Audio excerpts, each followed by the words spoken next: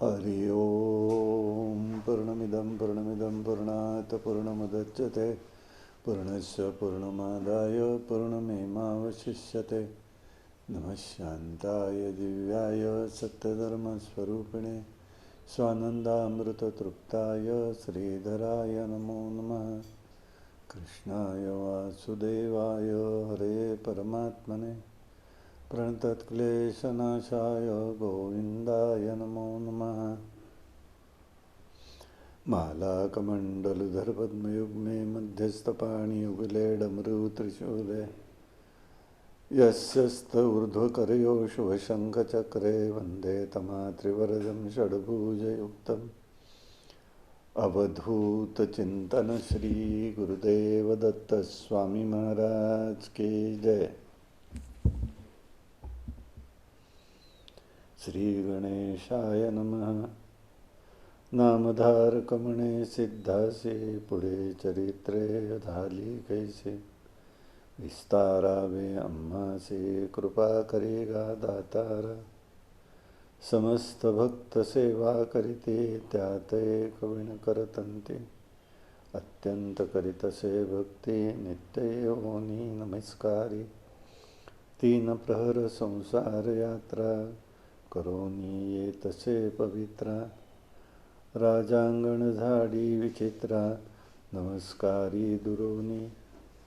ऐसे कित्येक दिवस क्रमिले शिवरात्री व्रत आले समस्त यात्रेसी निघाले माता पिता तंतुकाचे त्यासी बोलविती यात्रेसी तो म्हणतसे तयासी तुम्ही मूर्ख सापीसी माझा श्री पर्वत येथेचे असे अवधूत चिंतन श्री गुरुदेव दत्त। सिद्ध आणि नामधारक यांचा संवाद चाललेला आहे। सिद्धांनी नामधारकाला आता भक्तांच्या घटना सांगायला सुरुवात केलेली आहे। साधक जीवनामध्ये या अत्यंत महत्त्वाच्या गोष्टी आहेत। आतापर्यंत 60 वर्षाच्या स्त्रीस पुत्रप्राप्ती झाली। शुष्की काष्टी पल्लव दाऊनी लवलाही पल्लवित केला। अनंताचं व्रतकथन झालं। अनेक गोष्टी घडतायत।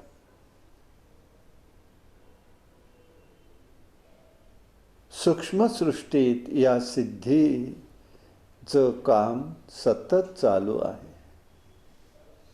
महात्म्यांच्या बरोबर त्या सदैव असतात, कार्य करतात।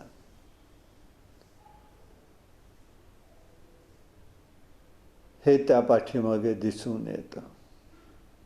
आता सिद्ध नामधारकाला एका तंतुकाची गोष्ट सांगतायत। विणकर आहे।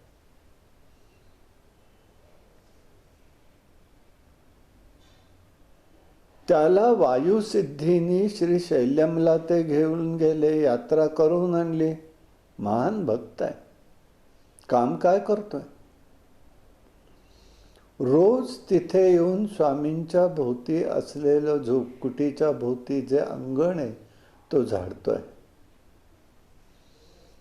दुरूनच नमस्कार करायचा स्वामींना आणि निघून जायचा। काहीही बोलायचं नाही। गंमत आहे ही सगळी। सेवा कशा प्रकाराने करायची हे भक्तांच्या चरित्रातनं आपल्याला समजू शकतं, कल्पनाही करता येत नाही।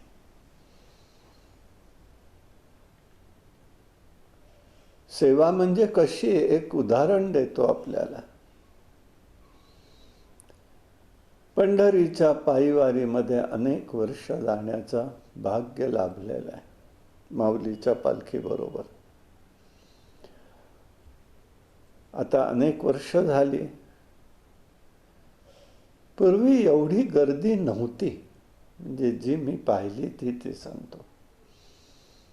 गर्दी असायची त्यावेळेला, ती वाटायची. परंतु एकच गोष्ट सांगतो, रथाच्या इथे उभं राहिलं तर पुढचा घोड्याची पताका दिसायची आणि मागचाही भाग दिसत असे.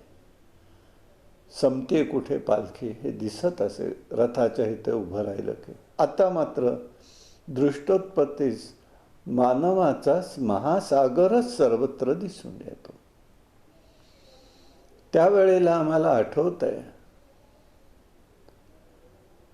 पूल ओलांडला आळंदीचा रथानी की एक त्याला विठोबाच म्हणायचे. डगला घातलेला एक विठोबा म्हणजे हा माणूस घोड्याला नमस्कार करायचा, माऊलीला आधी करायचा, मग घोड्याला करायचा आणि तिथून सुरुवात करायची. विठ्ठल विठ्ठल विठ्ठल विठ्ठल करत सगळ्या सोहळ्याला प्रदक्षिणा दिवसभर करायच्या माऊलीची पालखी थांबेपर्यंत. काय सेवा? मुखात नाम, सोहळा चाललेला, ह्याच्या प्रदक्षिणा चालू. म्हणजे सेवा कशी करावी हे कोणालाही सांगता येत नाही. फक्त सद्भाव आपला असला पाहिजे, मनापासून करण्याचं सामर्थ्य असलं पाहिजे. चाललेलं आहे. 1 वर्ष शिवरात्र आली. सगळे नातलग वगैरे म्हणायला लागले, चला आपण सगळे जण शिवाला जाऊया, शैल्यमला जाऊया. श्री गुरुसेवेचा प्रभाव मात्र वेगळा आहे. एवढ्या सेवेनी त्या तंतुकाची भावना अशी झालेली आहे, अलौकिक भावना झाली की साक्षात गुरु महाराज हे शैल्यम आहेत. मग ते सोडून तिकडे कुठे जायचं? असं आहे. मुक्ताला मुक्त ओळखणं हे अत्यंत कठीण आहे. बाहेर गावाहून लोक गाणगापुरात येत आहेत आणि गाणगापूरची लोक बाहेर चालले आहेत. अजूनही गावातील लोकांना स्वामींचा प्रभाव तसा जाणवत नाहीये. अवतारी महात्म्यांचे हे लीला देह असतात, जीवाचे कर्मदेह असतात. त्यामुळे जीवाला कर्माप्रमाणे देहधारणा करावी लागते. भगवंत हा लीलेने सहज देहधारण करतो आणि त्याचा त्यागही तो करू शकतो. भगवंताच्या लीलांचं ज्ञान होणं अत्यंत कठीण गोष्ट आहे.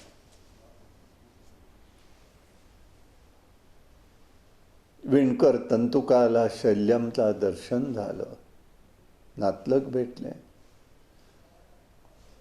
गुरु महाराज म्हणाले, बाबा सगळेच जण शैल्यमला गेले, तू का गेला नाहीस? तर तुमचे चरण हेच माझे स्वरूप आहे, माझे हे स्थान आहे, आपले चरण हे शैल्यम आहे. ठीक आहे, तुझी इच्छा आहे का? आपण म्हणाल तसं म्हणाला, काही बोलला नाही. चल ये इकडे म्हणाले, काही बोलू नकोस, फक्त डोळे मीट, माझे पाय धरून ठेव. डोळे उघडायचे नाहीत मी सांगितल्याशिवाय. आणि त्याप्रमाणे त्यांनी त्या ठिकाणी निघाले. तिथून दोघही जण, सगळेच जण अगोदर गेलेले, पण हा शैल्यमला मात्र दुपारच्या वेळेला हे दोघं जण निघाले, स्वामी आणि हा तंतुक. शैल्यमच्या गावाबाहेर आले. तिथे स्वामी म्हणाले, मी बसतो इथे, जा तू आतमध्ये, तुझं आपलं दर्शन वगैरे घेऊन ये, इथेच ये, इथनं आपण परत गाणगापूरला जाऊ. योगशक्तीने त्यांनी प्रवाह क्षणार्धात केला. तिथे गेला, बिल्वपत्र फुलं घेऊन सगळं तो आलेला आहे. नातलग भेटले.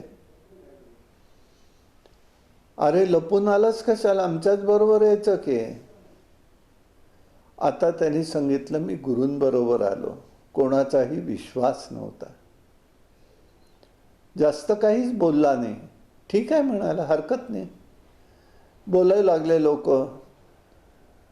मग त्यांनी त्या ठिकाणी आतमध्ये हळूहळू रांगेने गेलेला आहे. अतिशय सुंदर मंदिर आहे शैल्यमचं. लांबूनच आपल्याला पिंड दिसते. मल्लिकार्जुन तिथे आहे. त्यांनी त्या ठिकाणी दुरून पाहिलं तर त्याला पिंडीवरती साक्षात गुरु महाराजच दिसताय. काय पण वेडेपण आहे म्हणाला. अरे आपण गुरूंबरोबर, पण गुरूंची इथे लोक येऊन पूजा करतात, मग गाणगापुरातच पूजा केली तर काय बिघडलं असतं. असा भाव त्याच्या मनामध्ये निर्माण झालाय. पिंडीवर गुरु महाराज दिसले. विभूती योगात गीतेमध्ये भगवंतानी 10व्या अध्यायामध्ये सांगितलंय, स्थानमहात्म्य दिलंय. विमर्शन राजाची गोष्टही मग त्यांनी या ठिकाणी सांगितली.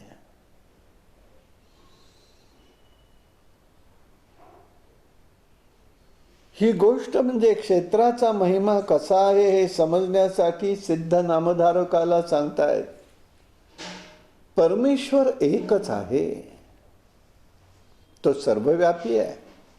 सज्जन महात्मे यांच्या तपश्चर्येमुळे पुनीत सर्व झालं असतं. अशी स्थानं मोक्षदायक असतात.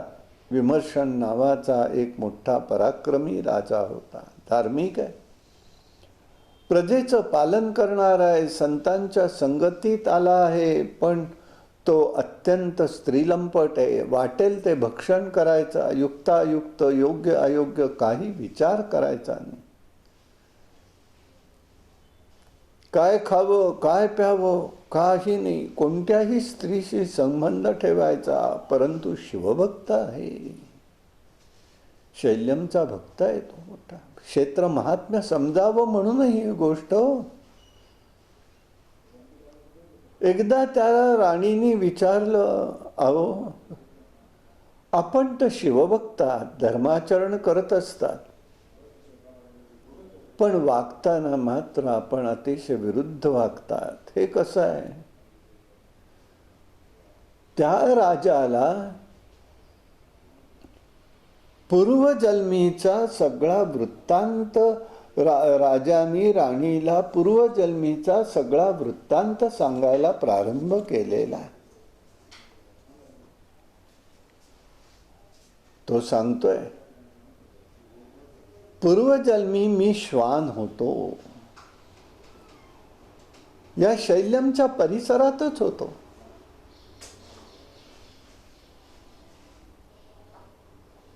एक दिवस मला भूक लागली. शिवरात्र होती.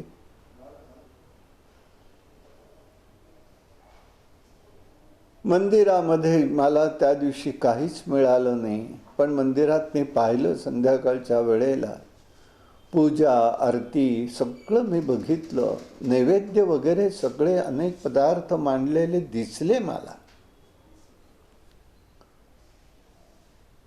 मला भूक तर प्रचंड लागली होती आणि म्हणून मी चटकन धावत गेलो आणि त्या पदार्थाला स्पर्श करून पदार्थ मुखामध्ये घेतला. एक तो लोक सगळे रागवले. लोकांनी काठी घेऊन मला मारायला मागे लागले. मी पळू लागलो. त्या पळण्यामध्ये मला त्या ठिकाणी एक प्रदक्षिणा घडली. शिवरात्र तर होतीच. प्रदक्षिणा घडली आणि त्या मारानी मी मृत पावलो. देह सुटला. घडलं काय? शिवरात्र, पूजा, आरती, दर्शन, प्रसाद याचं फळ मला मिळालं. ते म्हणजे मी या जन्मी राजा झालो. पण श्वान योनीतले संस्कार सूक्ष्मदेहावर तसेच राहिले. याही जन्मी तेच चालू राहिलं आहे. हे त्याच्या पाठीमागचं विशेष आहे.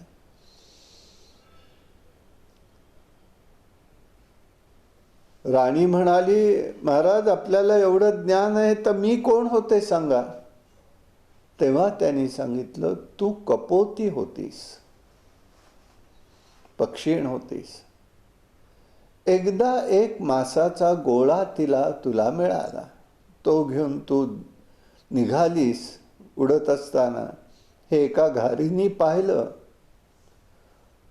ती तुझ्या मागे लागली, तिने झडप घातली आणि त्याच्यात इतकी दमून गेलीस तू प्रदक्षिणा करून आणि तिच्या झडपेनी मारानी. त्या मंदिराला एक प्रदक्षिणा झाली तुझी आणि त्याच्यामध्ये प्राणोक्रमण झालं. त्याचं पुण्यफळ म्हणून तू राणी झालेली आहेस. म्हणजे पशु पक्ष्यांच्या जन्माला सुद्धा पुण्यकर्म असतात, हे याच्यावरून आपल्याला सिद्ध करता येतं. अशा जीव शरीरातही गती उत्तम होऊ शकते, पण मनुष्य देह प्राप्त झाल्यावर पुण्यकर्म घडलं तर केवढं फळ मिळेल. यासाठी भक्तीचं महात्म्य जाणून सत्कर्म पुण्यकर्म झाली पाहिजे. मग राजांनी त्याचे आणि तिचे पुढचे जन्म, मागच्या जन्माचं ज्ञान, पुढल्या जन्माचं ज्ञान हे सगळं सांगितलंय. 25 जन्माची माहिती दिलेली आहे.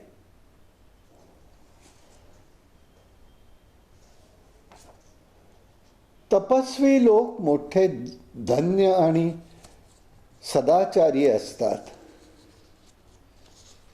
ते स्वतः मुक्त झालेले असतात.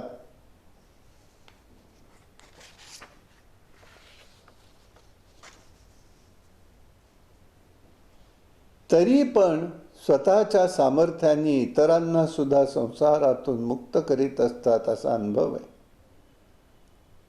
लोकोद्धारासाठी सज्जन तपस्वी विभूतींचा जन्म असतो.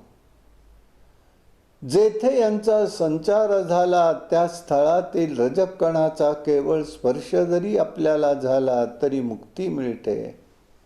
म्हणून महात्म्यांनी पावन केलेल्या क्षेत्रात लोक आदराने आणि भक्तीने जातात. त्या क्षेत्रात महात्म्यांचा, साधू मंडळींचा समागम झालेला असतो. तंतुकाच्या चित्तामध्ये अतिशय आनंद झालेला. महाराज हे त्याचं सर्वस्वरूप आहे. सर्व तीर्थाचं महात्म्य असत असतं, ही दृढ बुद्धी झाली पाहिजे. तंतुक महाराजांच्या सान्निध्यात एकनिष्ठ राहिला, क्षेत्रमहिमा समजला, परंतु कोणाशी काही तो बोलत नाहीये. महाराज म्हणाले, क्षेत्रमहिमा असताना इतर क्षेत्राची निंदा करू नकोस. हेच लोक पुढे तुला विचारतील, मग महाराज इथे दृश्य होते तर तू कशाला आलास? महाराज जर तिथे देवस्थानी होते तू एवढ्या लांब याचं कारण काय? तो म्हणतो, सर्वांनी इथं महाराजांची पूजा केली पाहिजे, हे पाहायला पाहिजेल आहे. आता हे त्या लोकांना खरं वाटत असेल की नाही कोणास ठाऊक, परंतु तंतुकांनी आपला आग्रह सोडलेला नाही. आग्रह खरा होता, पण तो आग्रह अज्ञानी लोकांपुढे करून उपयोगी नाही. त्याचा बुद्धिभेद होईल ना. मग श्रीशैल्यम यात्रेला कोणी जाणार नाही का? व सगळ्यांना पटणार नाही का? समाजात बुद्धिभेद होऊ नये म्हणून क्षेत्रमहिमा सांगितला आहे.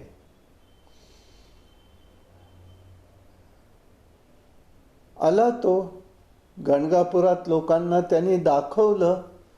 आपल्या हातामध्ये तिथलं बिल्वपत्र, फुलं वगैरे प्रसाद त्यांनी दाखवला. त्यांनी क्षौरही केलेलं होतं तिथे. सगळ्यांना आश्चर्य वाटलं. दुपारी इथे असलेला हा तंतुक आता संध्याकाळी तो परत आलाय, तो अशा स्वरूपात आला, म्हणजे नक्की तो शैल्यमला जाऊन आला. वैशिष्ट्य आहे प्रत्येक गोष्टीच्या मागचं.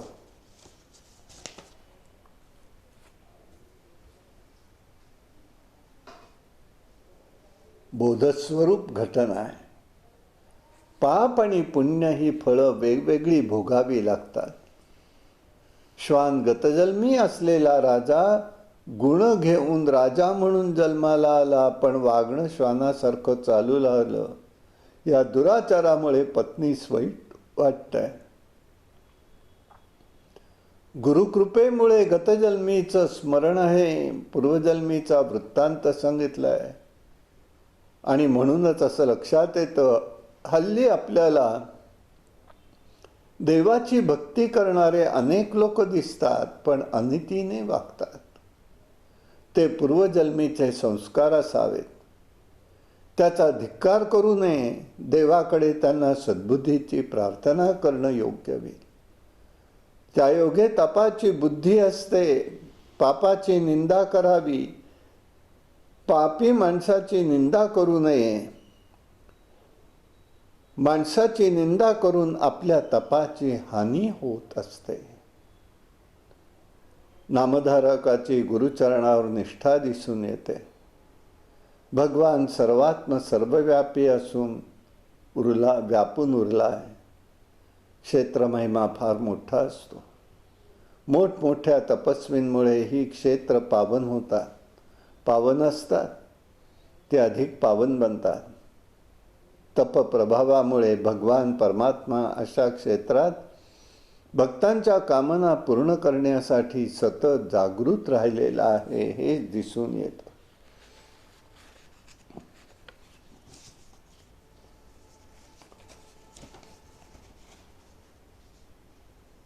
आता एक प्रश्न असा येतो, ॲक्सिडेंटमध्ये अनेक लोक जातात. आपल्या धर्मसंस्कृती प्रमाणे जर पाहिलं तर अशांचे कावळासुद्धा 10व्या दिवशी चटकन स्पर्श करतो. मग प्रश्न येतो, अरे यांच्या मग सगळ्या इच्छा पूर्ण झाल्या का? अमुक होतं का? तर काही धर्मग्रंथानुसार असं आहे, हे एक स्थूल रूप आहे. काकस्पर्श हे एक स्थूल रूप आहे.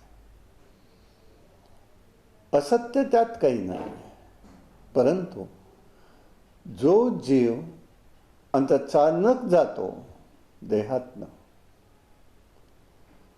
किंवा त्या देहामध्ये राहणं जीवाला अशक्य होतं, तेव्हा तो जीव निघून जातो. त्याला आपल्या इच्छा आकांक्षा व्यक्त करायची संधी पण मिळत नाही. पण सूक्ष्म देहाच्या ठिकाणी असलेल्या इच्छा आकांक्षा वासना या सगळ्या जशा तशा असतात आणि त्या पुढल्या जन्माला परत घेऊन जातात. ते ह्या उदाहरणावरून आपल्याला कळतं. आणि म्हणूनच सदैव जीवानी सावध राहावं पाहिजे. सावध होऊन भजनी लागा, देव करा कैवारी रे, मल्हारीची वारी माझ्या मल्हारीची वारी रे, संत सांगतायत. आणि म्हणून ह्याचं सूक्ष्म चिंतन पाहायला पाहिजे. तंतू काय, रोज कामधंदा करून गुरूंच्या मठात येतोय, अंगण करतोय, दुरूनच नमस्कार करतोय, तो बोलत नाही, तेही बोलत नाही.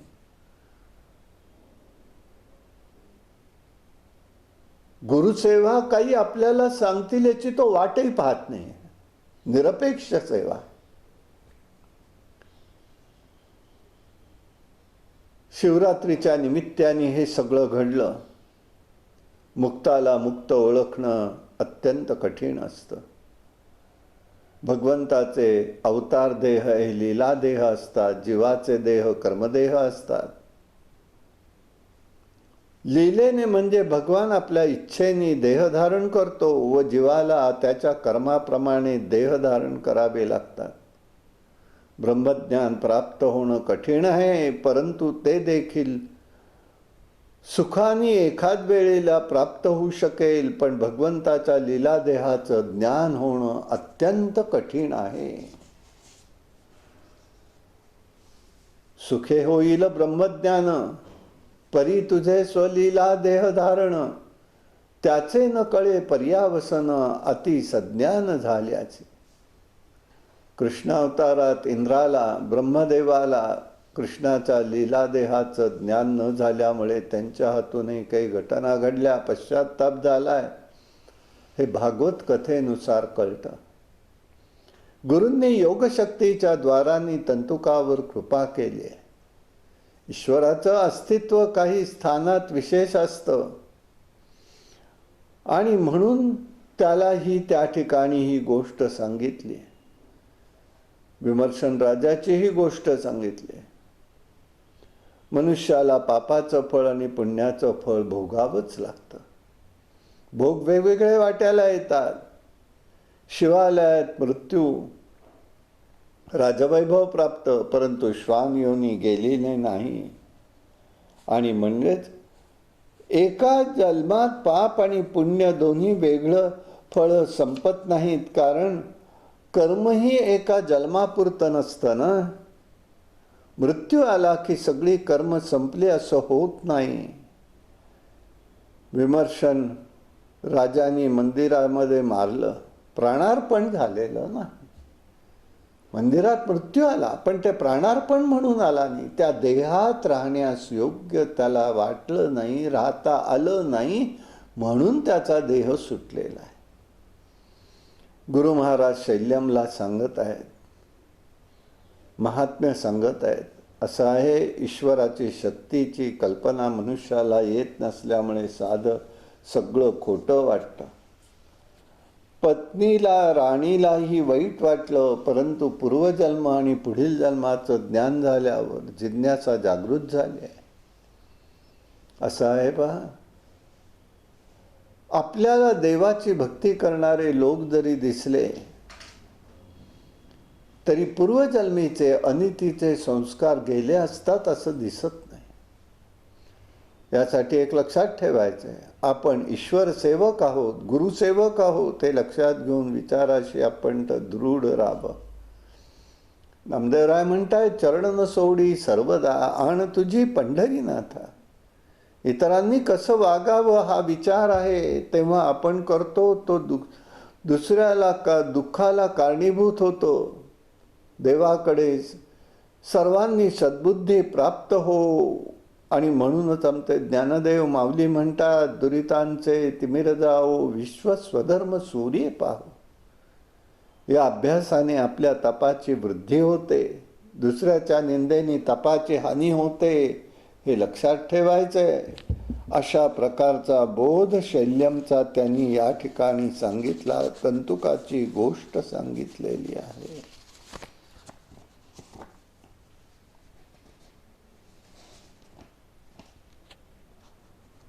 सिद्धांनी या ठिकाणी 2 भक्तांच्या कथा पुढे सांगितल्या.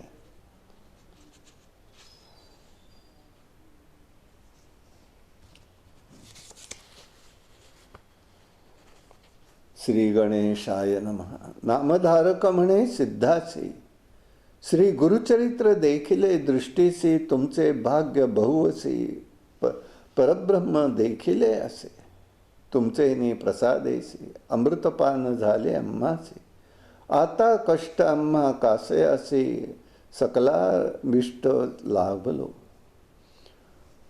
तू भेटलासी मज तारक, दैन्य गेले सकळीक, सर्वाविष्ट लागले सुख गुरुचरित्र ऐकता. मागे कथानक सांगितले, श्री गुरु संगमी राहिले, पुढे काय वर्तले ते सांगावे दातारा.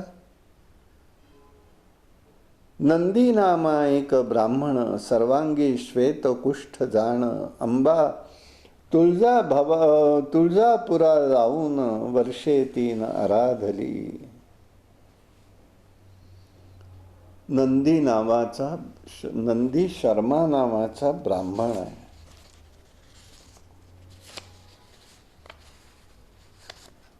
नंदी नावाचा ब्राह्मण, अंगावर पांढरं श्वेतकुष्ठ आहे, कोड आहे.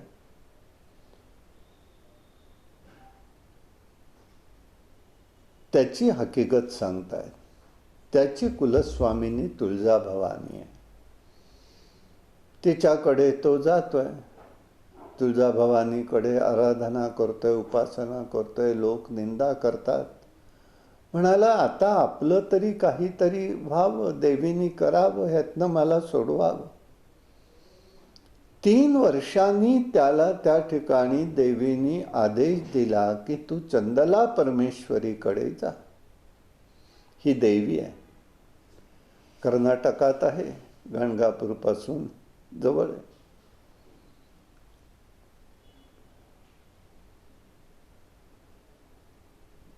त्याही मंदिरात त्यांनी आराधना देवीनी सांगितल्यामुळे सुरू केली. 7 महिने झाले. उपवास केले, सगळं केलं, आराधना करतोय. बाई, ह्या रोगातनं मला सोडव. स्वप्नामध्ये देवीनी दृष्टांत दिला. बाबा रे, इथून जवळ गाणगापूर आहे, त्या गाणगापूरला जाऊन नरसिंह सरस्वती स्वामी महाराजांची भेट घे. आदेश होता एक प्रकारचा. परंतु आता तो कंटाळल्यासारखा झाला आणि मनामध्ये आलं, मनुष्याकडे कसं जायचं? देवाला देता येत नसेल तर मी मनुष्य काय देणार आहे मला? मी काही जाणार नाही. तुला द्यायचं झालं तूच दे मला. ऐकलं नाही. परत तिने सांगितलं तरी ऐकलं नाही. मग चंदला परमेश्वरी देवीनी तिथल्या पुजाऱ्यांना सांगितलं त्याला इथून हाकलून द्या. शेवटी त्याला तिथून बाहेर काढलेलं आहे. विकल्प मनामध्ये होता, पण आता एवी तेवी तिथनं बाहेरच पडलो तर ठीक आहे, जाऊया. गाणगापूरला जाऊन मठात स्वामींची भेट तर घेऊया. गेला.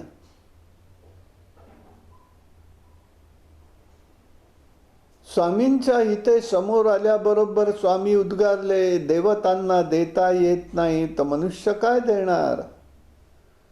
त्यांनी लगेच मनोमत जाणलं. अरे, आपल्या मनातला विषय स्वामी कसे बोलताय? शरण गेलाय.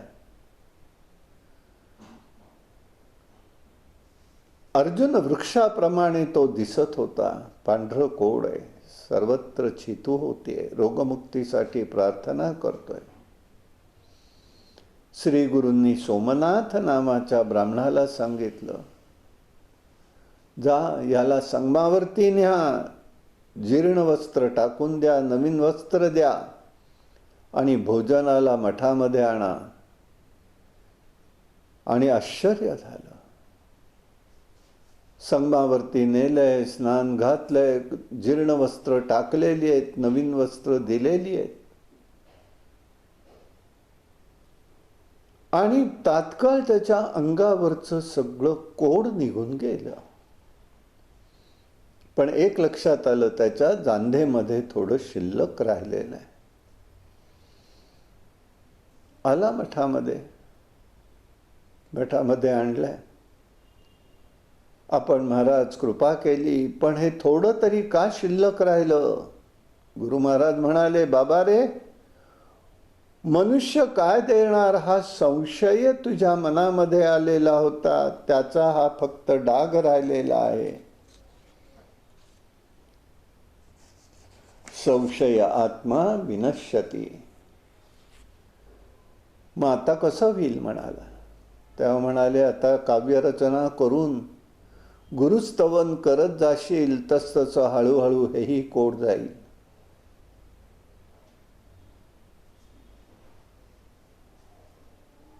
त्याच्या मनातला भाव गुरूंनी ओळखला. त्याला जवळ बोलवलं. त्याच्या मुखामध्ये थोडी विभूती टाकली. तो ज्ञानी झाला. त्यावेळेला स्वामींची त्यांनी स्तुती केलेली आहे. तो म्हणतोय स्तुतीमध्ये, स्वामी महाराज, तुमची सेवा कशी करावी हे मला कळत नाही. मी मायापाशात गुंतवून संसारात बुडून गेलो होतो, परंतु तुमच्या चरणाची मला आठवणही झालेली नाही. मी विसरलो होतो. संसार सागराच्या मायामोहात जीव 84 लक्ष योनी फिरत असतो. श्वेदज, अंडज, उद्भिज अशा नाना योनीतून तो जातो. जराजज यज, त्यामध्ये मी अज्ञानी होतो, परंतु मनुष्य योनी विशेष आहे. त्यामुळे मला ज्ञान होऊ शकलं नाही. मातेचं रक्त, पित्याचं वीर्य यांचा संपर्क जननीच्या गर्भाशयात झाला. पुण्यकर्मानी जीवाला उत्तम गती मिळते. मग देहपतनानंतर जीव चंद्रमंडलात जातो. मग पुन्हा पर्जन्याबरोबर खाली येतो आणि वनस्पती रसरूपाने पुन्हा पुरुषवीर्यात प्रवेश करतो. ते झालं तर बरं, नाही तर कर्मगतीनुसार त्या वनस्पती रसातून कोठे जीवाला जावं लागेल सांगता येत नाही. किती वाट पाहावी लागेल हेही सांगता येत नाही. वनस्पती रसरूप असलेला तोच त्यानंतर जीव आणि जीव हा शुक्र शोणी पुरुषवीर्य येथे येतो. स्त्री रक्त आणि वीर्य याचं मिश्रण योग्य रीतीने झालं तर गर्भ स्वरूप धारण करतो. ते मिश्रण प्रारंभी पहिले 5 दिवस उकळत्या पाण्याप्रमाणे अहोरात्र सतत उकळत राहिलेलं असतं. 5 दिवस पूर्ण झाले नंतर 7 दिवसात अहोरात्र बुडबुडे येत राहतात. नंतर मांसगोलक पेशी तयार होते. 15 दिवसांनी चर्माविष्टित तयार होतं. नंतर गर्भगत जीव ओल्या चिखलाच्या गोळ्याप्रमाणे मऊ लिबलिबीत झालेला असतो. 1 महिन्यानी मऊ मांसगोळा कठीण व घट्ट होतो. 2 महिन्यांनी मस्तक तयार होतं. 3 महिन्यांनी मान वगैरे अवयव तयार होतात. 4थ्या महिन्यात त्वचा कातड तयार होतं. 5व्या महिन्यात रोमनख तयार होतात. 6व्या महिन्यात नाक, तोंड इत्यादी छिद्र तयार होतात. 7व्या महिन्यात गर्भगत जीवाचं चलनवलन सुरू होतं. 8व्यात बुद्धी व ज्ञान प्राप्त होतं. याच काळात मागील सर्व गोष्टीचं स्मरण गर्भस्थ जीवाला होतं. 9व्या महिन्यात जीवदशा पूर्ण होते. त्यानंतर जीवाची अवस्था पूर्ण असते. पूर्वस्मरणानुसार, अभ्यासानुसार तो परमेश्वराची स्तुती करतो, गणगान करतो. गर्भस्थ जीव त्यावेळेला म्हणतोय, परमेश्वरा, मला या गर्भवासाचा अतिशय कंटाळा आलेला आहे, कारण या अवस्थेत मला अपरिमित कष्ट सोसावे लागतात. सर्वच गोष्टी पराधीन आहेत. या जीवदशा आली म्हणजे मी सर्वदा भक्तीविषयी परान्मुख झालो असल्याने त्या जन्ममरण फेऱ्यात मी अडकलो आहे, याची गणतीही नाही. उच्च नीच योनी आता वारंवार भोगाव्या लागतात. आता मात्र मी तुला विसरणार नाही. कृपा सागरा, माझा उद्धार करा. आता तुमचं भजन, सेवन, पूजन, स्मरण कायमप्रमाणे करीत राहीन. गर्भवासाचं दुःख मला सहन होत नाही. माझा उद्धार करा. हे सर्व बोलणं गर्भात चालू असतं. प्रसूती काळाच्या वायुचक्रात तो सापडतो. पूर्वीचं सगळं हे बोललेलं विसरून जातो आणि विस्मृतीत भ्रांतभईत रडू लागतो. मग तो जीव जन्माला येतो. माया मोहाने जीव गोंधळून जातो, पराधीन असतो, बोलता येत नाही, हवं नको सांगता येत नाही, अनिवार्य कष्ट सोसावे लागतात.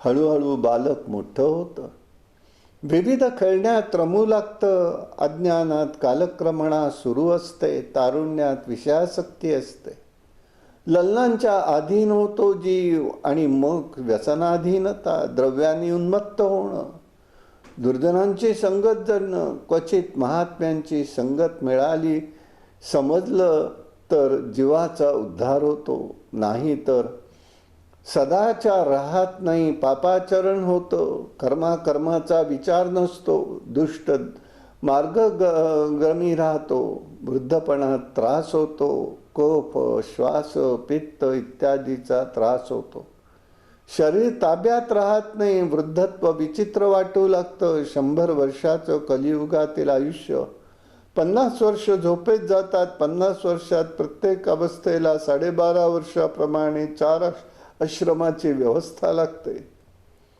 मानव जन्म सर्व प्रकारे उत्तम आहे.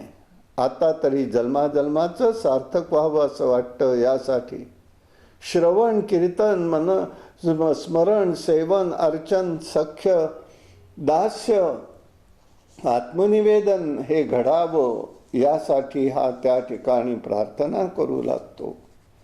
अशा प्रकाराने म्हणाले होत असतं. ईश्वर भक्तीचा समागम घडावा, यासाठी संत संगती आवश्यक आहे. यासाठी गुरुवरा मला नवभक्ती नवविधा भक्ती आणि ईश्वर सद्भक्त समागम घडावा अशी प्रार्थना नंदी करतो आहे. या जगात सद्धर्मानी संरक्षण करण्यासाठी साधू संत मुमुक्षु जिज्ञासू भक्तांच्याकडून कृपा करण्यासाठी परब्रह्ममूर्ती स्वरूपी साक्षात स्वामी महाराज अवतीर्ण झाले आहेत. भक्तांचे स्वामी महाराज रक्षण करतात, कृपा करतात, योगक्षेमाची उत्तम व्यवस्था करून मोक्ष मिळवून देतात, मुक्त करतात. भगवान दत्तात्रय भक्तिभावनेने वश होत असतात. कृपा प्रसादाने पातकांचा समूळ नाश होत असतो. गुरूंचे गुण कार्य आणि प्रभाव वाणी आणि मन यांच्या पलीकडे आहे. वेदही त्याचे वर्णन करू शकत नाही. अशा प्रकारची स्तुती करून नंदीने स्वामी महाराजांना साष्टांग दंडवत घातलं. ईश्वर पूर्ण आहे, त्यांनी आपल्याला मदत करावी आग्रह आहे, पण भाव नाही. हे कार्य नास्तिकाचं महाराजांनी केलेलं आहे. मनुष्याच्या ठिकाणी ही अस्तिक्य बुद्धी असावी व त्याच्यात सुधारणाही व्हावी, यासाठी हे अस्तिक सुधारक देव आहेत असं सांगू लागलं की इतरांना त्या ठिकाणी पटत असतं. असाही विचार या ठिकाणी पाहता येतो. यासाठी नवविधा भक्ती आणि ईश्वराचा संगम हे मनुष्याने धरावं. हे सर्व घडत असताना केवळ व्यक्ती महात्म्य वाढवायचं नसतं, तर साधकांनी तीर्थ व स्नानाची परंपरा पाळायला पाहिजे. आचार धर्माचं पालन करावं. उपासना करून जीवानी आपला उद्धार करून घ्यावा, असा त्याचा सर्व कल्याणाचा हेतू होता. अज्ञानी नंदीला जिभेवर विभूती देऊन सगळं ज्ञान आणि काव्यशक्ती प्रदान केली, हे लक्षात घेण्यासारखं आहे. याच्या सामर्थ्याला स्वतःला महात्मे कधी कोणाला सांगत नाही, एक वैशिष्ट्य आहे. ही योजना का झाली असावी, या योजने पाठीमागे हेतू काय असावा, असा विषय काही वेळेला येऊ शकतो. संन्यास आश्रमानी गृहस्थाश्रमातील कामविचार बोलायचा नसतो. शंकराचार्यांचं उदाहरण आपल्याला कळेल. मंडन मिश्राच्या वेळेत चर्चेमध्ये तो जेव्हा विषय आला, त्यावेळेला त्यांनी परकाया प्रवेश करून मग त्यांनी त्याच्यावरती ग्रंथ लिहिलेला आहे. त्या देहात लिहिलेला नाही.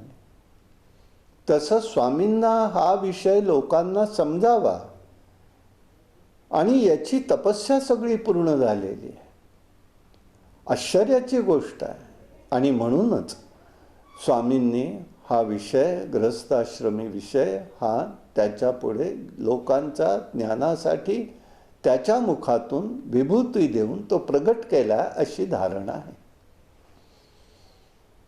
दुसरं आहे, मग लगेचच हे ज्ञान का दिलं त्याला, आधी का झालं नाही, असं आहे. त्याची उपासना ही पूर्ण झालेली आहे.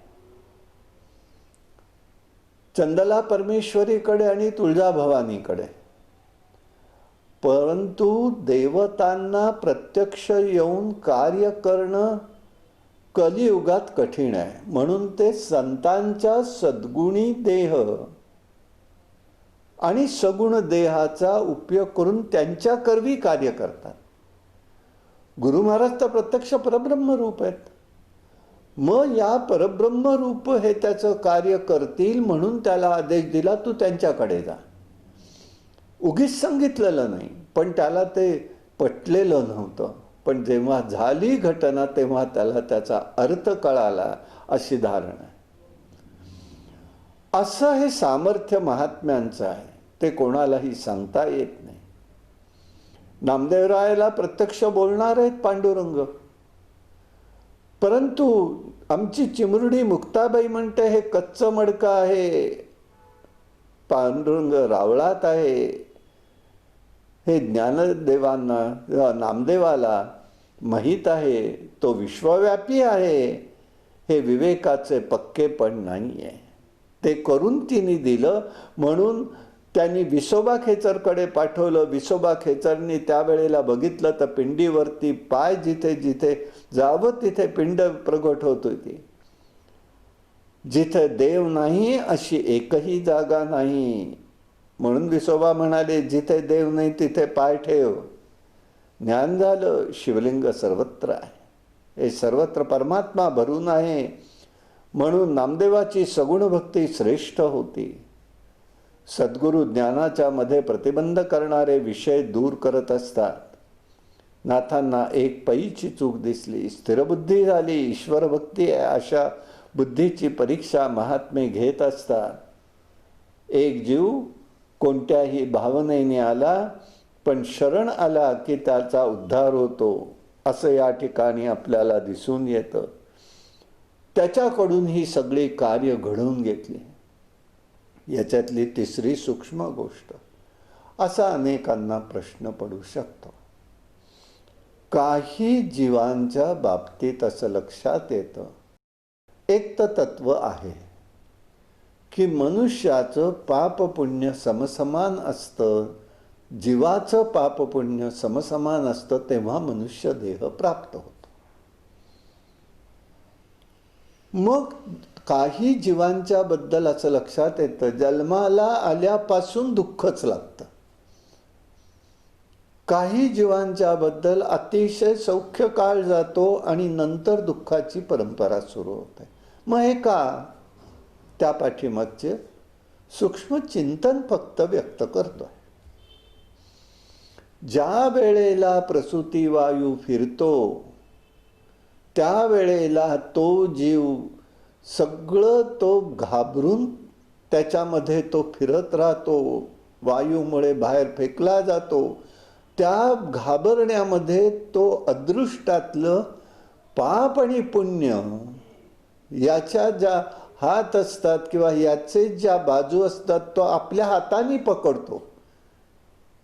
मग पापाची तरी धरेल, नाही तर पुण्याची तरी हात धरेल. त्याप्रमाणे शृंखला सुरू होते. मग त्या ज्या वेळेला तो पुढे ज्ञाता म्हणून होतो त्यावेळेला तो ज्या काळामध्ये दुःख काळात जर त्यांनी सत्कर्म चालूच राहिलं तर पुण्यफळ वाढतं. ज्या वेळेला तो पुण्यांशाचा भाग जास्त होतो तेव्हा पापांशाची पारडं हे कमी होतं आणि पुण्यांशाचा काळ अधिक होतो. पुण्यांशाच्या काळामध्येही असं लक्षात येतं की अनेक पाप करतोय पण त्याला फळ नाही, पण पुण्यांशाचं पारडं जड असतं.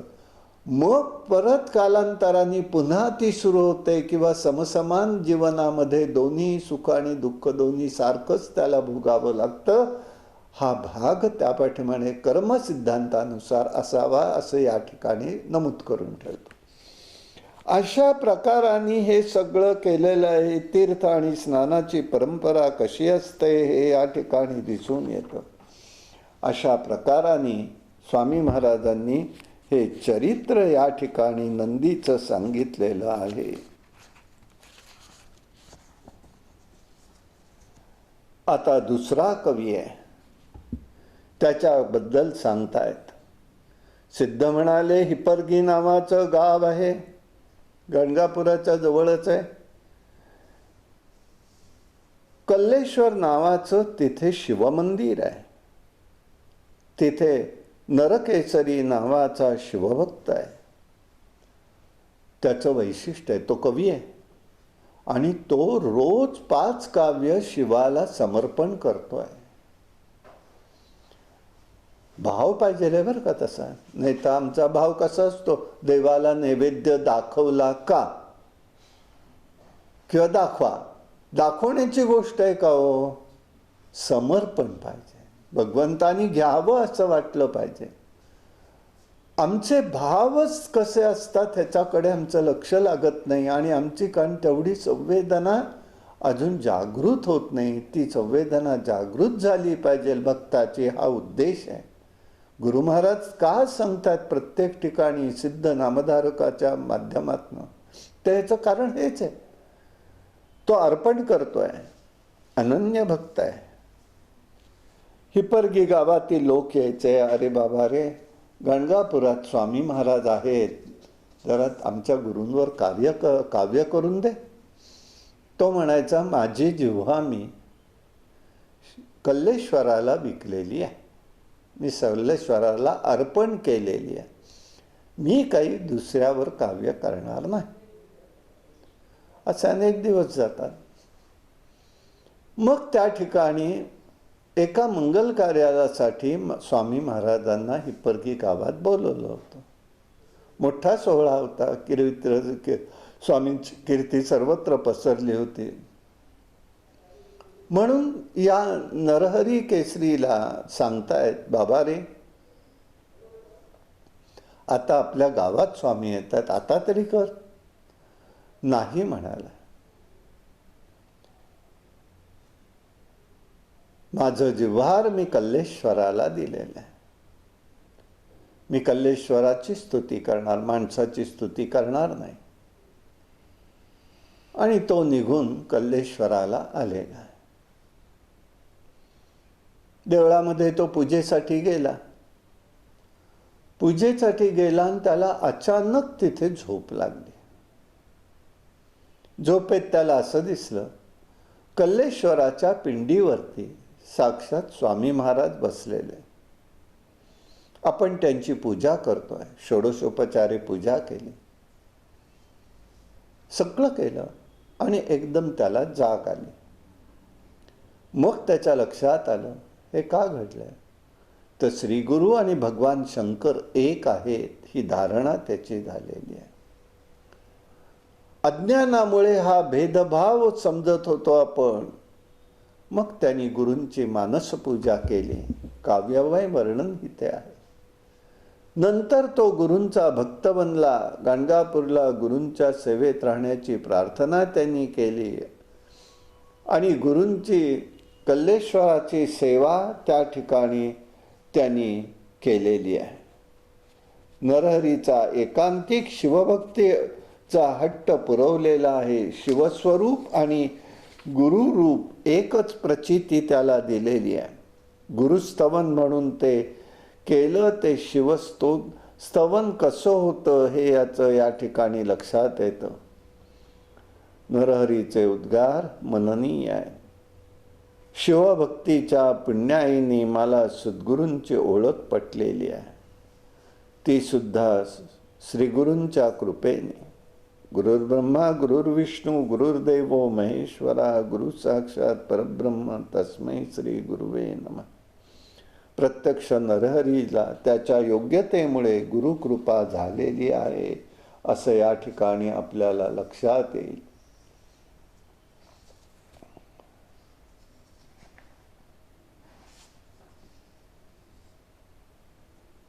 असं आहे.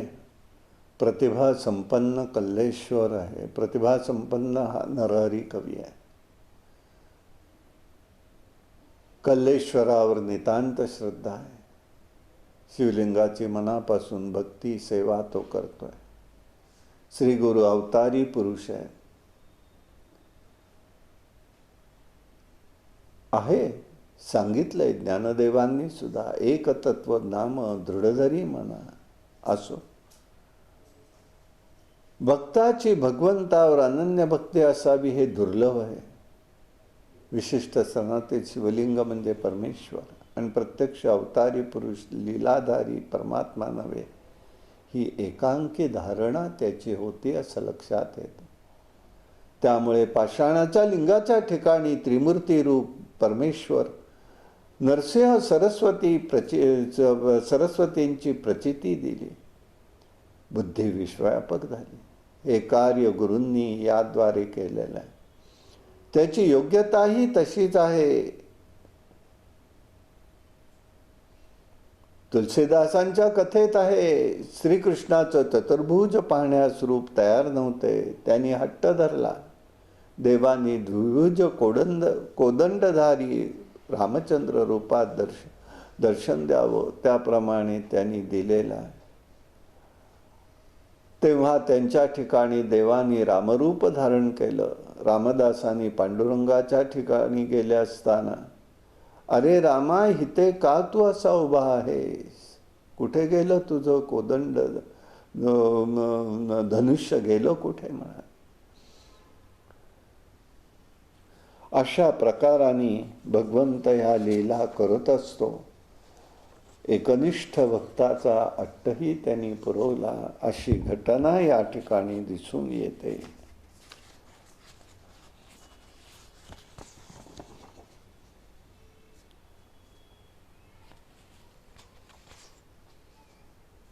पुढच्या अध्यायामध्ये गुरु महाराजांचं फार मोठी लीला त्यांनी केलेली आहे.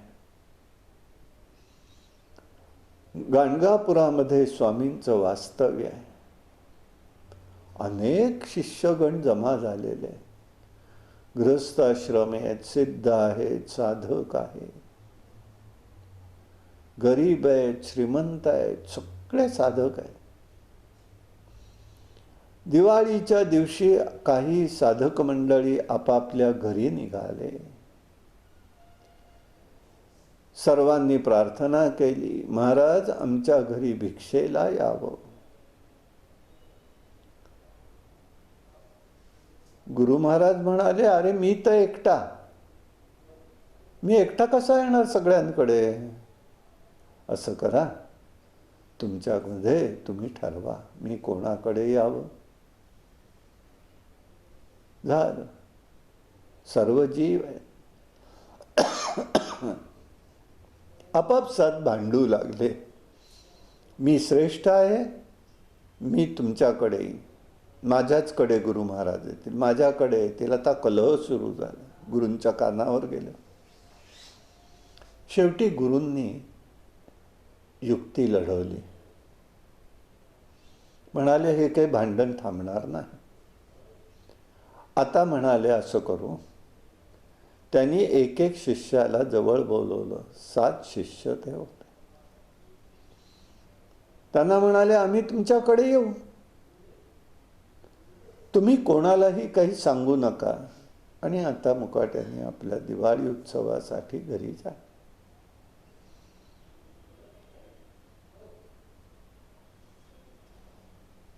सगळ्यांचं म्हणणं असं होतं की स्वामी, आपण समान रूप पाहता भेदाभेद करू नका, नाहीतर आम्ही गंगा प्रवेश करू. आता स्वामींनी ही मार्ग काढला. बघा, महाभारतात प्रसंग आहे. कृष्ण गेलेला आहे. तो आज पांडवांचा दूत म्हणून गेला. राहिला कोणाकडे? दुर्योधनाकडे नाही राहिला, विदुराकडे राहिलेले. अज्ञानी जीव आहेत. भांडण तर थांबायला हवंय. शक्ती प्रदर्शन करण्याचा प्रयत्न करू नये. त्यांनी त्या ठिकाणी बघितलं,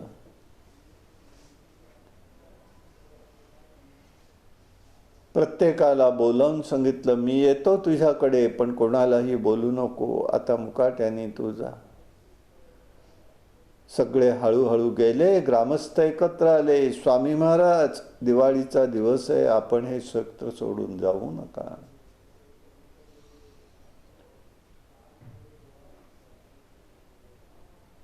मूळ रूप तिथेच राहिलं. 7 रूप होती, इतर ठिकाणी येतो सांगितलं.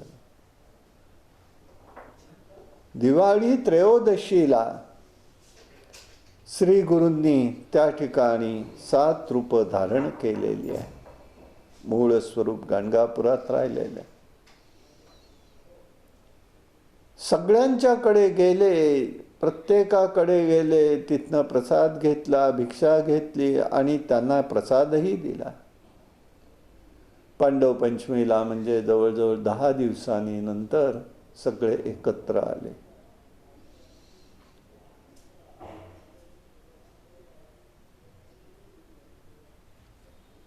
आता कोणालाही हे बोलू नका सांगितलं असताना की लगेच मनुष्याचा स्वभाव आहे, बोललंच गेलं पाहिजे. आता पुन्हा गंमत अशी, गुरु महाराज माझ्याकडे येऊन गेले, त्यांनी दिलेला प्रसाद सगळ्यांना दाखवला.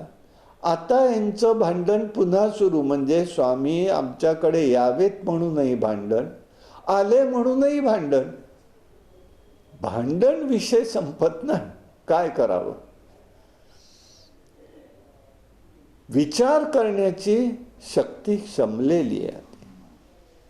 ग्रामस्थ म्हणाले, तुम्ही काय भांडताय? गुरु महाराज इथेच होते.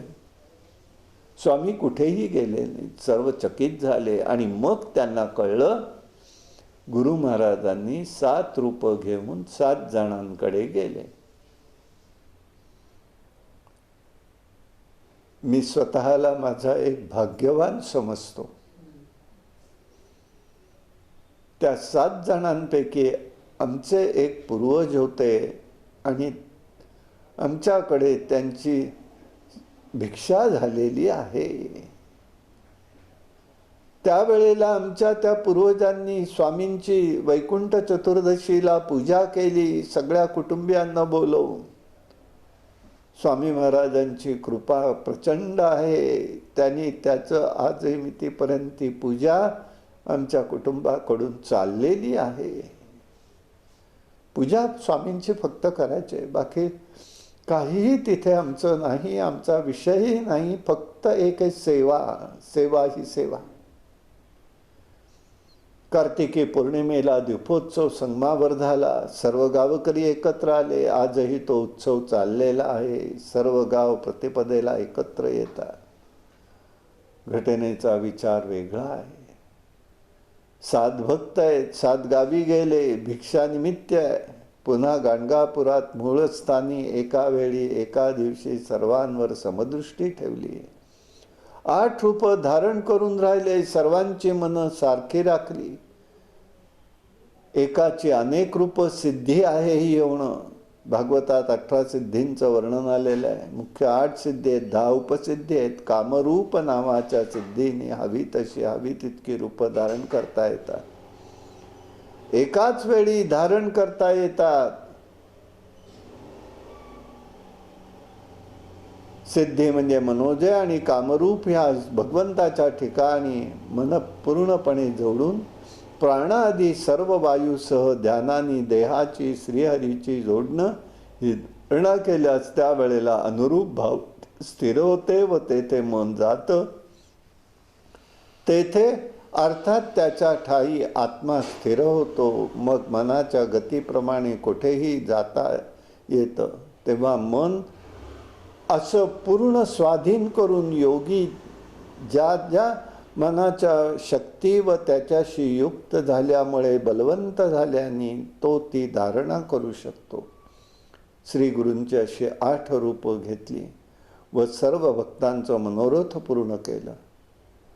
नारदाला श्रीकृष्णाने द्वारकेमध्ये आपलं विश्वरूप दाखवलेलं आहे. प्रत्येक ठिकाणी परमात्मा आहे. नारदाला श्रीकृष्णाने द्वारकेत प्रत्यक्ष कृष्ण पत्नींच्या घरी वेगवेगळ्या कार्यात मग्न असणारी आपली हजारो रूप दाखवली. नारद दमले, पण भगवंत दमलेले नाही. नरसिंह, सरस्वती, स्वामी महाराज जगन्मय आहेत. अखिल जगत हेच त्यांचं सत्य स्वरूप आहे. म्हणून आता अलौकिक व त्या ठिकाणी ज्ञाता ते ज्ञान आणि नेय व्यवहार भ्रांतीमूलक आहे. परमात्मा हे गुह्यतम ज्ञान आहे. अलौकिक आणि दिव्य क्रिया करून भक्तांना मोक्ष स्थितीप्रद नेलं आहे. माया आवरणातून मुक्त होण्याची गरज आहे. निरोध म्हणजे उत्पत्ती नाही, बद्धता नाही, साधक नाही, मुमुक्षू नाही, मुक्तता नाही. त्यालाही परमार्थता म्हणतात. श्री गुरु सेवा करून सर्वजण मुक्त होऊया, हा बोध या ठिकाणी होतो. श्री स्वामी महाराज भक्ताधीन आहेत. दिव्य व मानव बुद्धीला अतर्क्य अलौकिक असे अनुभव अतींद्रिय शक्तीला मिळतात. यासाठी आचार, वय, रूप, गुण, संपत्ती, स्त्री, पुरुष, परमार्थ, पराक्रम, शौर्य काही लागत नाही. तर ही शक्ती समजून घेतली पाहिजे. जगात हे सत्य स्वरूप आहे ओळखलं पाहिजे. यासाठी जीवाकडे श्रद्धा, भक्ती, प्रेम, अस्तिक्य बुद्धी, सदाचार, धर्मप्रवणता ही आवश्यक आहे. तर हा अवतार म्हणजे अलौकिक दिव्य क्रिया आहे. माया मोठी भयंकर आहे. जीवाला स्वतःच्या जाळ्यात पकडून जीव पराधीन होतो. तिचा नाश करणं अत्यंत अवघड आहे. परंतु गुरुकृपेमुळे ते सहज शक्य होतं, असा बोध आपल्याला याच्यातून होऊ शकतो.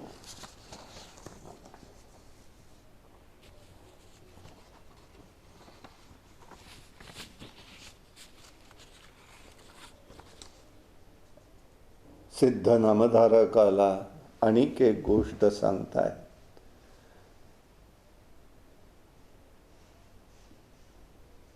श्री गुरु गावातून संगमावरती आणि संगमावरून गावामध्ये ये जा करत. संगमावर वस्ती असायची, गावामध्ये भिक्षेला यायचे. वाटेमध्ये एक शेतकरी भेटायचा. त्याचं शेत होतं वाटेवर. गुरूंच्या सेवा, मगाशी आपण विचार केला सेवेचा. काय सेवा करतोय? त्याच्या सेवेच्या शेताच्या कडेनी स्वामी जायचे. तर स्वामींच्या पायाला दगड गोटा काही लागू नये म्हणून रोजच्या रोज तो तिथे स्वच्छता करतोय. काही बोलत नाही. गुरु महाराज यायच्या संगमावरून गावात यायच्या वेळेला तेवढंच करायचं, काही करायचं नाही आणि लांबनं दुरून दर्शन घ्यायचं. गावामध्ये नाव त्याचं प्रसिद्ध आहे, पर्वतेश्वर म्हणून आहे.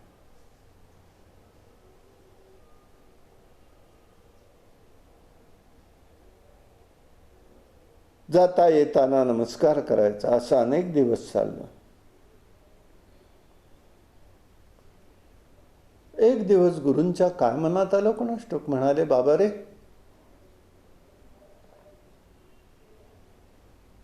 तू हे रोज का करतोस? अशी सेवा काय? तुझी इच्छा काय आहे?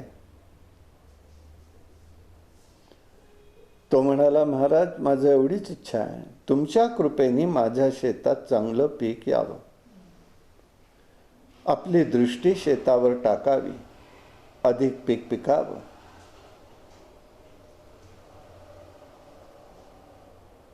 गुरु महाराज म्हणाले, मग मी सांगशील ते ऐकशील का रे बाबा? हो म्हणाला.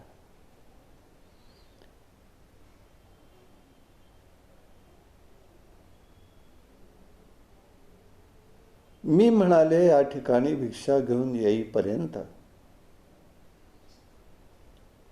सगळं शेतातलं पीक काढून टाक.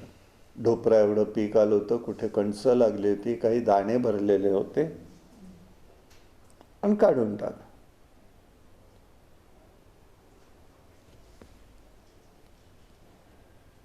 आता पीक काढण्याची त्यावेळच्या परिस्थितीत दिसतंय चरित्रावरनं की ग्रामाधिकाऱ्याची परवानगी लागत असे. तो मागायला गेला. अरे म्हणाले, अजून दाणे भरले नाहीत पूर्ण, पीक आत्ता कशाला काढतोय? चांगलं भरलेलं चांगली कणसं आली आहेत, कोळी कणसं आहेत, दाणे भरतायत आत्ता, अजून परिपक्व व्हायचं आहे. नाही म्हणाला, परत द्या, मला परवानगी द्या.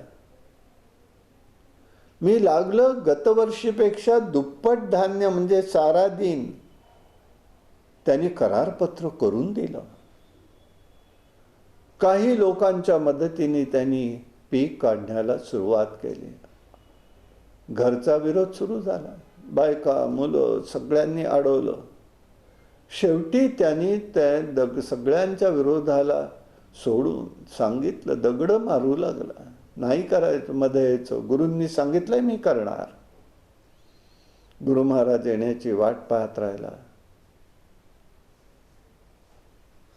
का रे बाबा, काय केलंस? सगळं शेत काढलं. अरे मी चेष्टा केली होती तुझी, थट्टा केली, कशाला काढलंस काय? तो म्हणाला, गुरुचे वाक्य मज कामधेनू. थट्टा वगैरे म्हणतात ते तुमचं तुम्ही बघा. ज्यांनी जन्माला घातलं तो जीवनवृत्ती आहे. जीवनात देणाराही तो आहे, घेणाराही तोच आहे. स्वामी म्हणाले, बरे, तुझ्या निष्ठेप्रमाणे धान्याचा तुला लाभ होईल. झालं. मग लगेच अचानक त्या ठिकाणी पाऊस झाला, थंडी पडली. गावातील सर्व पीक नष्ट झालं. नदीच्या कडेनी, भीमा अमरजान संगमाच्या कडेनी जो एक पाऊल वाटेचा रस्ता आहे, त्या ठिकाणी हे पर्वतेश्वराचं शेत आहे. जाताना आजही त्याच मार्गाने कार्तिकीची पालखी ही त्या रस्त्याने संगमावर जाते आणि त्याच रस्त्याने येते. अनेक घडी आहेत, अनेक प्रकारचा खडतर रस्ता आहे, पण तो अजूनही तसाच तिथल्या भाविकांनी, वैदिकांनी सांभाळलेला आहे. अचानक पाऊस झाला, सगळी शेतं वाहून गेली, पाणीच पाणी झालं. मग त्यांनी काय केलं होतं, तर जे सगळे जोंधळा कापला होता तो त्यांनी आतमध्ये कणस करून त्याच्या शिगा लावून ठेवल्या होत्या.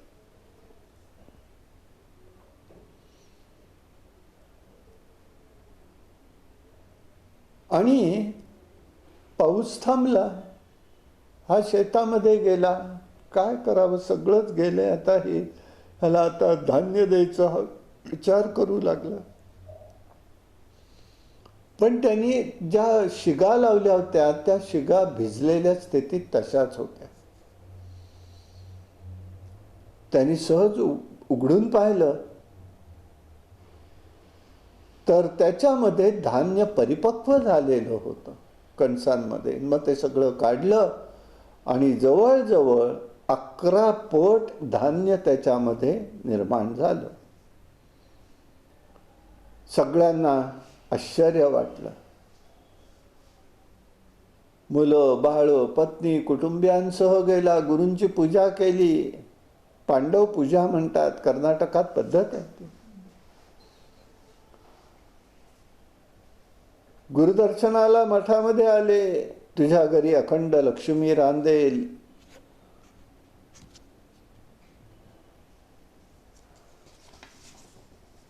तू पुत्र पौत्रांसह सुखी राहशील असा आशीर्वाद दिलेला आहे. गुरुवचनावर विश्वास आणि श्रद्धा ठेवलेली आहे. नुसतं नाही झालं, त्यांनी त्यांची जेवढे गावकरी होते त्यांची वाहून गेली शेतं त्यांना धान्य दिलं. ग्रामाधिकारी सुद्धा कसा बघा, तो म्हणतोय दुप्पटच धान्य देईन सांगितलं साऱ्यापेक्षा, तिथे जी काय पद्धत होती त्याच्या तेवढंच मी घेईन, जास्त घेणार नाही. तो म्हणतो अहो घ्या, आहे धान्य पुष्कळ आहे. त्यांनीही जेवढं आपल्याला वर्षाला लागतं घरी तेवढंच आणलं, बाकी सगळं लुटून टाकलं. केवढी गुरूंची कृपा आहे. पुढे निसर्ग असा येणारे, अमुक होईल हे लक्षात घेऊन सगळ्या लोकांच्या अन्नधान्याची व्यवस्था स्वामींनी त्याच्या करवी करवली. हे त्या पाठीमागचं महत्वाचं रहस्य आहे. अशा वेळी लोकांची दया आलेली आहे. ही धर्मप्रवृत्ती आहे. या शेतकऱ्या स्वार्थाने पछाडलेलं नव्हतं. ग्रामगादी करारापेक्षा जास्त धान्य घ्यायला तयार नव्हता. त्यात धर्माची हानी असते. दोघांची कर्तव्यनिष्ठा तुल्यबळता आहे, पण त्यापेक्षा शूद्र शेतकरी एक पायरी पुढे आहे.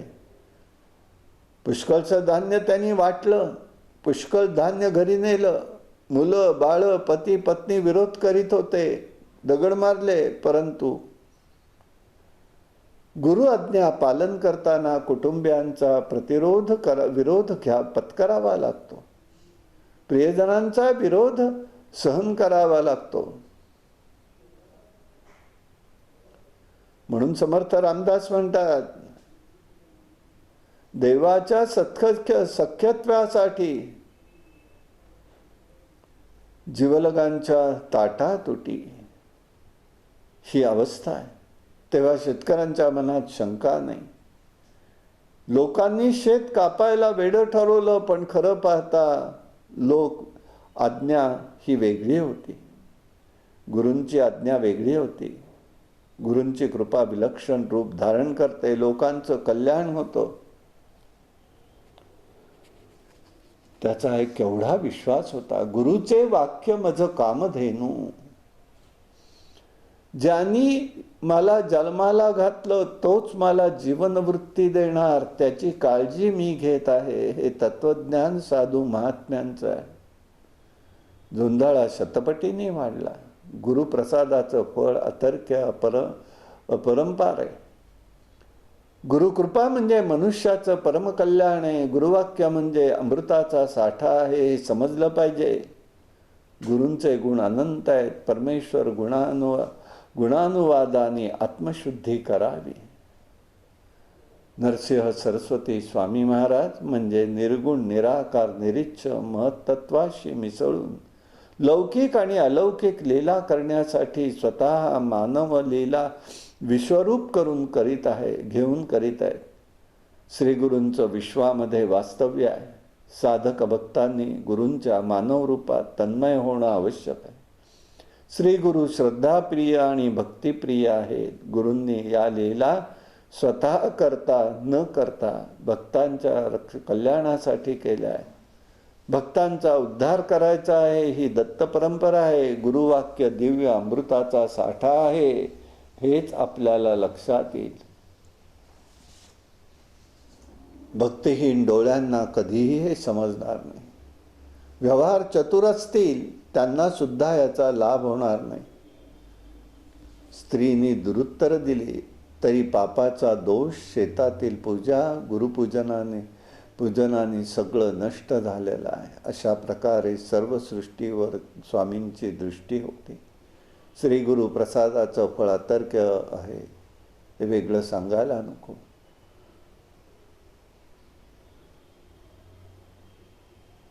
ही दास्य भक्ती आहे. परमेश्वराद्विनी विनम्रपणे सेवा करतोय. कर्तव्य कर्म उत्तम जो करतो, निष्ठेने दास्यभक्ती करतो, त्याची ऐहिक भोग आणि संसार सुखाची मुक्ती मिळते. ईश्वराकरता भरतानी, प्रल्हादानी, विभीषणाने स्वकीयांचा त्याग केला होता. भरतानी माता कैकेयीलाही त्या ठिकाणी दूर ठेवलं होतं. उन्मत्त नाही आहे. प्रल्हाद हरिभक्ती आणि पूर्ण विचारी आहे. विभीषण रामांना शरण आलेला आहे. अनुकूल घडलं म्हणजे वाटतं, पण प्रतिकूल घडलं की प्रेम कमी होतं असं होता कामा नये.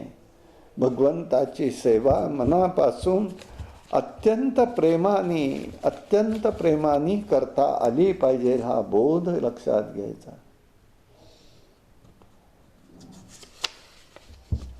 अशा प्रकाराने गुरूंच्या लीला चाललेल्या होत्या.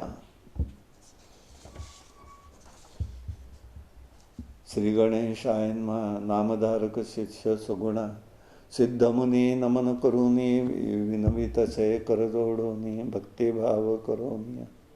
त्रैमूर्तीचा अवतार झाला वेशधारी नर, राहिला प्रीती गाणगापूर कवण क्षेत्र म्हणूनिया. भूमीवरी प्रख्यात तीर्थ असते असंख्यात, समस्त सांडोनिया येथ काय कारण वास केला. त्या स्थानाचे महिमान सांगा स्वामी विस्तारोन, म्हणून करी सिद्ध धरी सिद्धाचे चरण, नामधारक तया वेळी अवधूत चिंतन. श्री गुरुदेव दत्त. या अध्यायात गाणगापूरचं महत्त्व दिवाळीला दाखवून दिलेलं आहे. एका दिवाळीला आपण त्रिस्थळी यात्रेला जाऊया असं श्री गुरु शिष्याला म्हणाले.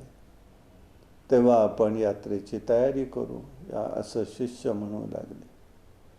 गुरु काशीला जाण्याचे कारण नाही म्हणाले. त्रिवेणी संगम हा भीमा अमरजा संगम आहे. अमरजा नदी कशी उत्पन्न झाली त्याचा इतिहास गुरूंनी भक्तांना सांगितलं. पूर्वी देव दैत्य यांचे युद्ध होत असत. जालंधर नावाचा दैत्य होता, त्याचा पराभव देवांनी केला. देवांचा पराभव त्यांनी केला.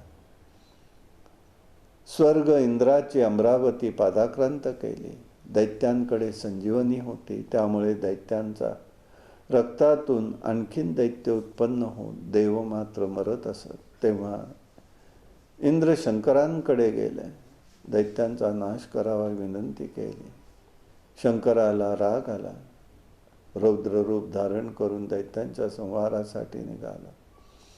देवांना पुन्हा जिवंत करण्यासाठी त्यांनी संजीव मंत्राचा उपयोग करून एका घटामध्ये उदक भरून दिले. इंद्राजवळ दिलं. ते उदक शिंपडून इंद्राने देवांना उठवलं. त्यावेळी त्या घटातील उदक पृथ्वीवर पडलं व त्याच्या संजीवनी नावाची नदी उत्पन्न झाली. तिचंच नाव अमरजा म्हणजे देवापासून जन्मलेली नदी हे नाव आहे. श्री गुरूंनी नंतर अमरजा आणि उत्तरवाहिनी भीमा यांच्या संगमावरती स्नान करण्याचे खास दिवस सांगितले. पुण्याचंही वर्णन केलंय. तसंच अश्वत्थ वृक्षाचं महात्म्य सांगितलं, संगमेश्वराचं महात्म्य सांगितलं.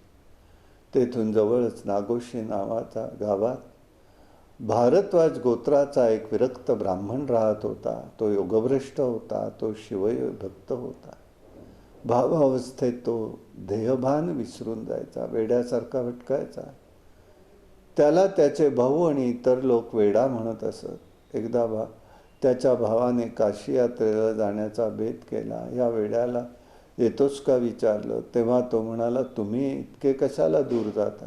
काशी विश्वेश्वर माझ्याजवळ आहे, तुम्हाला पाहिजे तर दाखवतो असं म्हणून तेथे तो आला. स्नान करून शिवाचं ध्यान केलं तेव्हा शंकर प्रकट झाले. त्यांनी त्याला वर मागितला. तेव्हा त्यांनी काशी क्षेत्र असावं, इथे हे विश्वरूपाचं मला नित्य दर्शन घडलं पाहिजे. शंकरांनी तसा वर दिला. तेव्हा संगमाजवळ काशी क्षेत्राप्रमाणे सर्व देखावा दिसू लागला. लोकांना हे सर्व प्रत्यक्ष दिसू लागलं. तेव्हा त्याने ब्रह्माच्या अधिकाराबद्दल आश्चर्य व्यक्त केलं. तेव्हा हा वेडा म्हणतोय झालं, हितच दृश्य काशी म्हणून तीर्थयात्रा करावे, तेथे तुला सांगतो असं म्हणून ते सांगत होते. संगमेश्वराजवळ आणखीन 8 तीर्थाची माहिती सांगितली. त्यामुळे पूर्वाश्रमीची भगिनी रत्नाबाई हिते आली होती, त्यांच्या पाया पडून आपला उद्धार करा म्हणून सांगितलं गुरूंना. पूर्वजन्मीची पाप सांगून परिणाम म्हणून तिच्या अंगावर श्वेतकुष्ठ आलेलं होतं. त्यासाठी तीर्थस्नानाचा विधी सांगितला. एकूण सर्व तीर्थाचा महिमा गुरूंनी सांगितला. सर्वांना खूप आनंद वाटला. सर्व पृथ्वी सारखीच असली तरी स्थान महात्म्य काही वेगवेगळं असतं. सर्व देव एकच आहेत व तो सर्वव्यापी आहे हे तत्वज्ञान व्यवहारात लागू पडत नसतं. निर्गुणापासून देव भक्तासाठी सगुणात आला की त्याची रूप निराळी व त्याच्या शक्ती निराळ्या, त्याच्या आवडीनिवडी वेगवेगळ्या हे प्रत्यक्ष येतं. एक एक भक्ताच्या व त्याच्या कुळाचा तसेच एका विशिष्ट स्थानाचाही अभिमान एक एक देवाचा असतो. कारण ती अपरिमेय शक्ती देश काल निमित्ताप्रमाणे विशिष्ट कार्यासाठी विशिष्ट गुण आकृती धारण करते. सर्व हिंदूत काशीचं महत्त्व त्यांनी सांगितलं आहे, पुण्य सांगितलं आहे. काही कुळांना काशीला न जाण्याचीही सूचना असते. तेव्हा स्थान महात्म्य म्हणून काही असतं, ऋणानुबंध म्हणूनही एक शक्ती असते. त्यानुसार त्या जीवाचं, त्या देवतेचं आणि त्या स्थानाधिकाचं संबंध जुळत असतो. म्हणून समर्थ म्हणतात, कैसे आपले परावे सर्व ऋणानुबंध घ्यावे, आपले ते जीव येते तेथे परावे रक्षते. असं सांगताना काशी विश्वेश्वरांनी येथे गाणगापुरात काशी क्षेत्र निर्माण केलं. तेव्हा सर्वांना संतोष व्हावा यासाठी हा सगळा उद्देश त्यांनी या ठिकाणी व्यक्त केलेला आहे. आजही ही जी घटना घडली ती नरक चतुर्दशीच्या दिवशी. त्याच्यामुळे वैशिष्ट्य या गावामधलं की नरक चतुर्थीच्या दिवशी सगळे गावकरी म्हणजे गाणगापूर निवासी लोक हे प्राधान्याने नरक चतुर्थी दिवशी सकाळच्या वेळेला पहिल्यांदा अष्टतीर्थ यात्रा करतात. अनेक लोक जातात, त्याचा भाग घेतात. मोक्ष सुखाचा आदर करून अवतारी पुरुष महात्मे यांची सेवा करावी. मोक्षापेक्षा काही भक्तांना भक्ती श्रेष्ठ वाटते. मोक्ष सुखापेक्षा भक्ती सुखाची गोष्ट अधिक प्रिय. आणि म्हणून तुकाराम महाराज म्हणतात, तुका म्हणे गर्भवासी सुखे घालावे आम्हासी. गुरूंनी बोधामृत देण्यापूर्वी आपल्याला मोक्ष मिळण्याची तीव्र अपेक्षा असते. त्यांची निर्हेतुक भक्ती करावी. कारण भगवंताचा गुणानुवाद श्रव्य आल्हाददायक आहे. यात्रा कशी आहे बघा. रामसेतू बंधन. राम नाव घेऊन दगड समुद्रात सेतुबंधन करताना रामाचं नाव घेऊन समुद्रात दगड टाकले, ते तरले. पण रामाने टाकला तो बुडला. रामालाही आश्चर्य वाटलं. हनुमाला त्यांनी विचारलं, जामवंताला विचारलं, आपण हा दगड टाकला, हे कसं असं होतंय म्हणाले. तेव्हा त्याने सांगितलं, आपण त्या दगडाला सोडलं म्हणजे त्याग केला तो कसा तरेल. देवानंही आपल्याला कधी सोडू नये असं सतत स्मरण करण्यासाठी नाम घ्यायचं आहे. देवाला आपलं स्मरण झालं नाही म्हणजे आपल्याला त्याचं स्मरण होतं. याची ही मोठी गोष्ट आहे.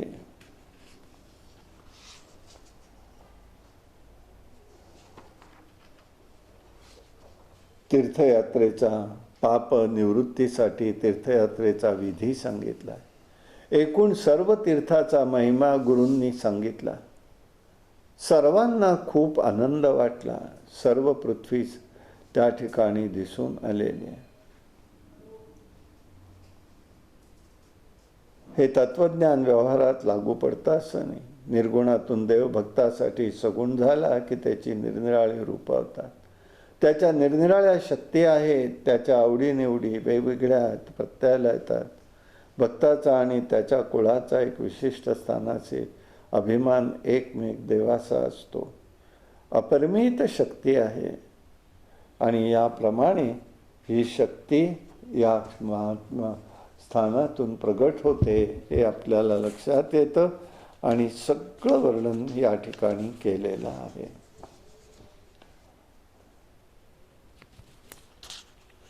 पुढल्या अध्यायामध्ये आता समारोपाच्या सिद्ध आणि नामधारक समारोपाच्या विषयाकडे चाललेले. 9व्या अध्यायात एक धोबी होता, रजक होता. ब्लेनच्या कुळात त्याला जन्म आलेला. राजाचं वैभव आता तो भोगतोय. गुरूंजवळ प्रार्थना केली होती श्रीपाद वल्लभांच्या अवतारामध्ये. आपले जीवन आपल्या ठिकाणीच माझी परत भेट व्हावी. तो हा बिदरचा बादशाह झाला होता. त्याच्या मांडीवर एक स्फोटक म्हणजे फोड आला होता. असह्य वेदना व्हायचा. त्यांनी अनेक उपचार केले. वैद्य, फकीर, हकीम यांनी पण काही उपयोग होत नव्हता.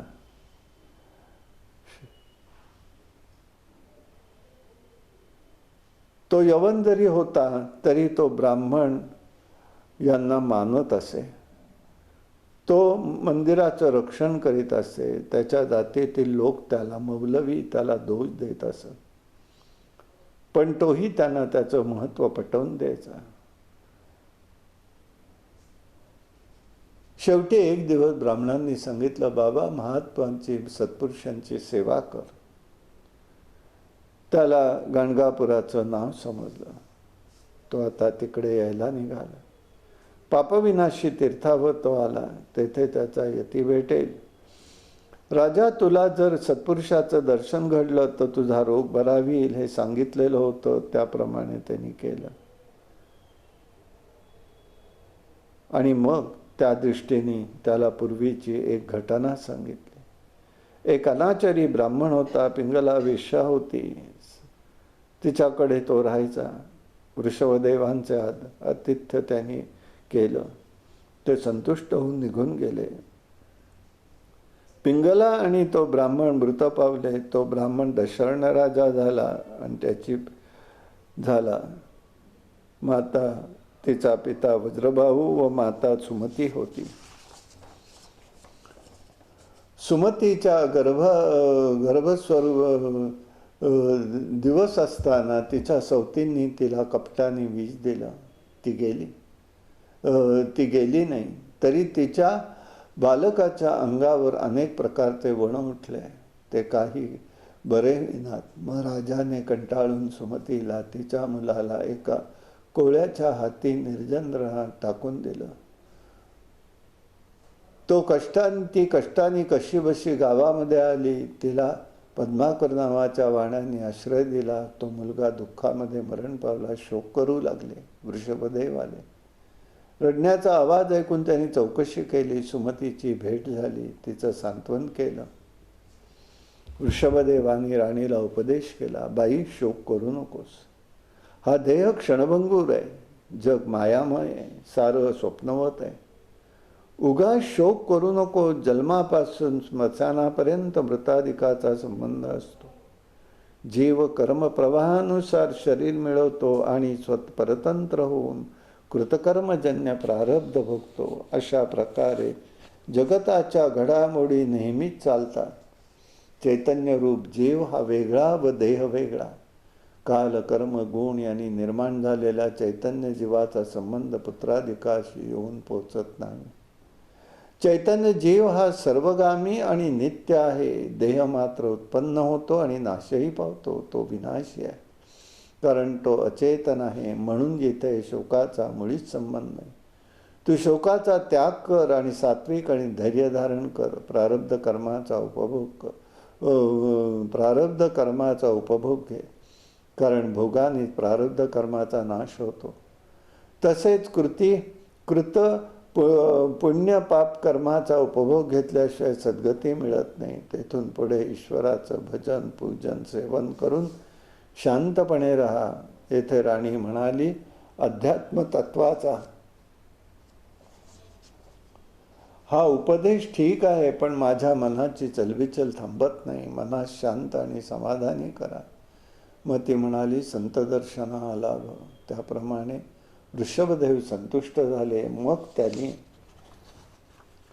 तिच्या मृत मुलाला भस्म लावून जिवंत केलेलं आहे. तिची व्याधी बरी झाली, तिला पुन्हा त्या ठिकाणी आलेली आहे. तेव्हा राजा म्हणाला, ब्राह्मण म्हणाले, राजा तू गाणगापूरला जा, तेथे एक संन्यासी आहे, दर्शनाने फोड भरावी. राजा गाणगापूरला, म्लेंछ राजा आहे, तो आला. ठाव ठिकाणा कोणी सांगेना, तो रागवला. तेव्हा पूर्वजन्मी आपण रजक असल्याचं त्याला आठवलं. स्वामींना शरण गेला, व्याधी बरी करा विनंती केली. कृपादृष्टीने पाहताच पोट बरा झाला. स्वामींना त्यांनी विनंती केली, राजाऐश्वर्य पाहावं. सैन्य तो घेऊन आलेला आहे. राजाने स्वामींना पालखीत बसवलं. आपण पायी चालला तेव्हा राजाला अनेक लोक दूषण देऊ लागलेली आहेत.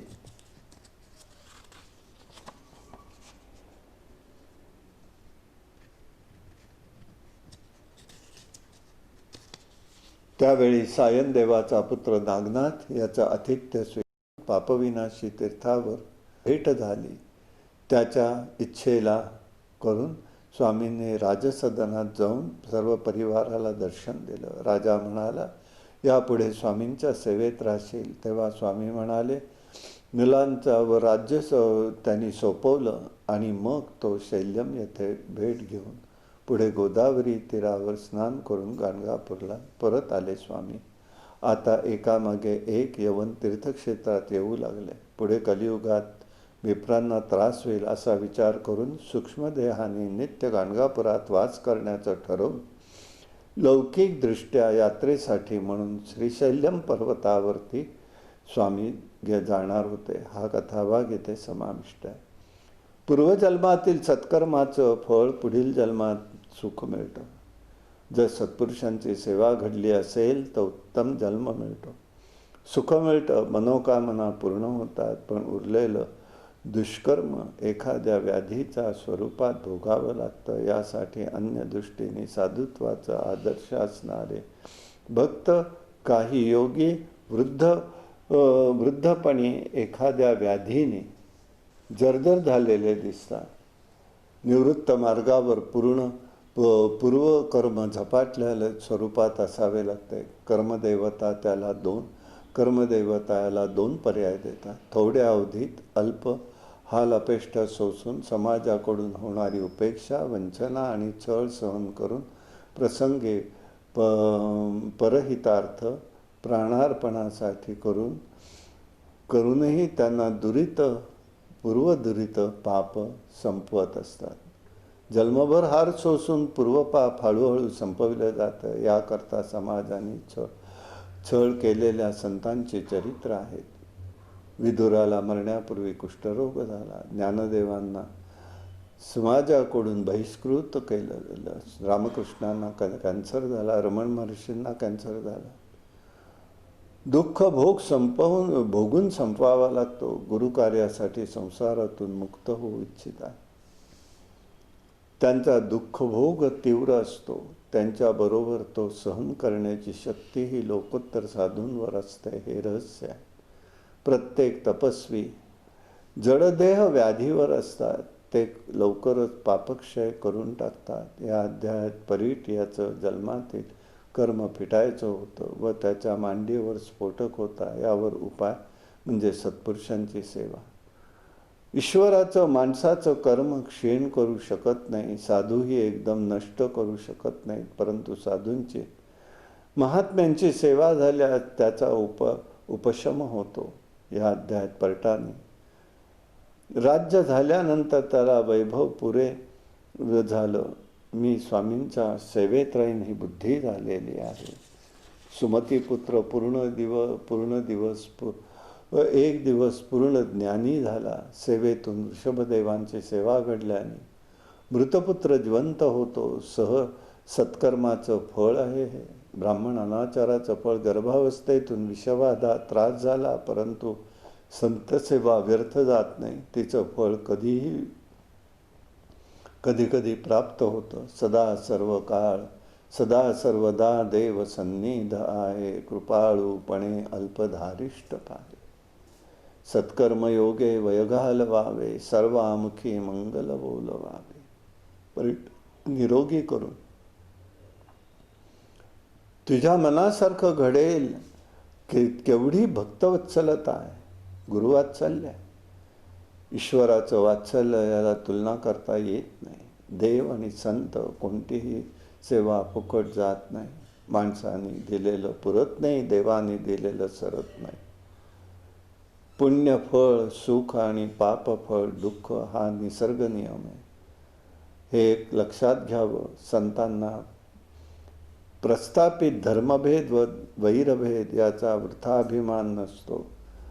तो मनुष्य जीव मात्र असता जीवाचं त्यातून अकल्याण होतं, असंच आपल्याला त्या ठिकाणी दिसून येतं. अशा प्रकाराने स्वामींनी हे सगळं दाखवून दिलेलं आहे.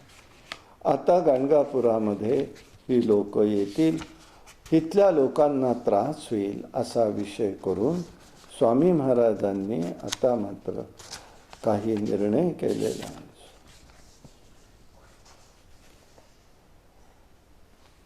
स्वामी महाराज गाणगापूरला परत आले तेव्हा त्यांनी गुप्त होण्याचा निश्चय केला. म्लेंछ राजा मागे यवन लोक येऊ लागतील. ब्राह्मणांना इथे फार उपद्रव होईल म्हणून लौकिक दृष्टीने शैल्यम यात्रेला जातो सांगितलं. पण मी सूक्ष्मदेहाने गाणगापुरात आहे हे अभिवचन त्यांनी दिलेलं आहे. भक्तांना जेव्हा त्याचा भेद समजला तेव्हा शोक अनावर झाला. गुरूंनी त्यांची समजूत काढली. आपण गाणगापूरला निर्गुण पादुकांची स्थापना करीत आहोत हे सांगितलं. नित्यवाच केलं. पुढे त्या पादुकांची पूजा केली. कल्पतरू रूपी अश्वत्थाची पूजा करा सांगितलं. गणपतीची पूजा करा. अष्टतीर्थांची सेवा करा. नित्यक्रम सांगितला आहे. श्री गुरूंनी निवडक गुरु शिष्यांना घेऊन शैल्यमला निघाले. पण भक्तांनी त्याच वेळी मठात त्यांना पाहिलं. भक्तांचं समाधान झालं. नंतर शैल्यम येथे श्रीगुरू काही भक्तांसह गेले. त्यांनी भक्तांकडून फुलांचे आसन करून घेतले. पाताळगंगेच्या प्रवाहात हे आसन ठेवून त्यावर बसून गेले. तीरावरती गेले. भक्तांच्या दृष्टीआड होण्यापूर्वी आम्ही गेलो याची खूण म्हणून काही फुलं तरंगत तीरापर्यंत येतील हे जपून ठेवा सांगितलं. त्यामुळे काही नावाडी तिथे आले. त्यांनी सांगितलं, संन्यासी वेशातील एक यती पलीकडे कर्दळीवनात जाताना आम्हाला भेटले. खुणेची फुलं म्हणून पाण्यामध्ये वाहत आली. ती खरोखर वाहत आली होती. शेवंतीची फुलं होती. बहुधा धान्य नाम संवत्सर गुरुकन्या राशीस माघवद्य प्रतिपदेश शुक्रवारी श्री गुरूंनी त्या ठिकाणी कर्दळीवनात प्रवेश केला. फुलांची पूजा करणं, गायन त्या गुरूंनी भक्तांना सांगितलेलं होतं. फुलांनी पूजा करावी, गायन करावं. या गोष्टी सांगितल्या. सर्व प्रकारचं कल्याण होईल सांगितलं. 4 फुलं आली. त्यातील एक सायनदेव, नंदी, नरहरी आणि सिद्धमुनींनी घेतलं. आपल्याजवळचं फूल सिद्धमुनींनी नामधारकाला दाखवलं. पुढे श्री गुरु नित्य गाणगापूरला राहतात हे ऐकून नामधारकाला फार संतोष झाला. गुरुचरित्राचं वाचनाचं महत्त्व सांगितलं. श्री गुरु सूक्ष्म रूपाने गाणगापुरात राहतात. त्या देह लौकिक अर्थाने शैल्यमला यात्रेत जातो सांगितलं तरी भक्तांना त्याची प्रचिती येते. मठात लोकांनी पाहिलं. श्रीगुरु दर्शन झालं. शिष्यांसमोर यात्रेत जातो सांगितलं तरी त्यामुळे शोक कमी झाला, समाधानही झालं. अवतार देहाचं महात्म्य चरित्र अगम्य आहे, गूढ आहे, याप्रमाणे त्यांनी त्याची स्फूर्ती घेतली. अंतरी स्थिती दृढ होती त्याचे आम्ही दिसो दृष्टांती. ज्याप्रमाणे ज्याची स्फूर्ती अंतरी चित्ती दृढ होती त्याची आम्ही देतो दृष्टांती. अनुमान न घ्यावे मानसी. अखंड धारणा ज्याचे चित्तात आहे त्याला आम्ही प्रत्यक्ष दर्शन देतो. असा त्याबद्दल संशय धरू नका. सामान्य जीव वृत्ती देहापुरती मर्यादित ती वाढून ब्रह्मांडावर करावी, ब्रह्मांडी करावी. देहात्मबुद्धी नाहीशी होऊन अनंत ब्रह्मांड व्यापून राहणारं चैतन्य आपण आहोत असा अनुभव येतो. वासुदेव जगत सर्वम हा भाव झाल्याशिवाय सर्वात्मक भावाशिवाय पूर्णता अथवा कृतार्थता प्राप्त होत नाही. म्हणून अल्पतृप्त न राहता उत्तमतृप्त भावनेने उत्तम भावनेने अभ्यास करावा, त्याला त्या ठिकाणी यश मिळतं. अशा प्रकाराने त्यांनी दाखवून दिलं. शेवटच्या अध्यायामध्ये सिद्ध मुनी गुरुचरित्र श्रवण करून नामधारक आनंदित झालेला, अष्टसात्विक भाव जागृत झाले.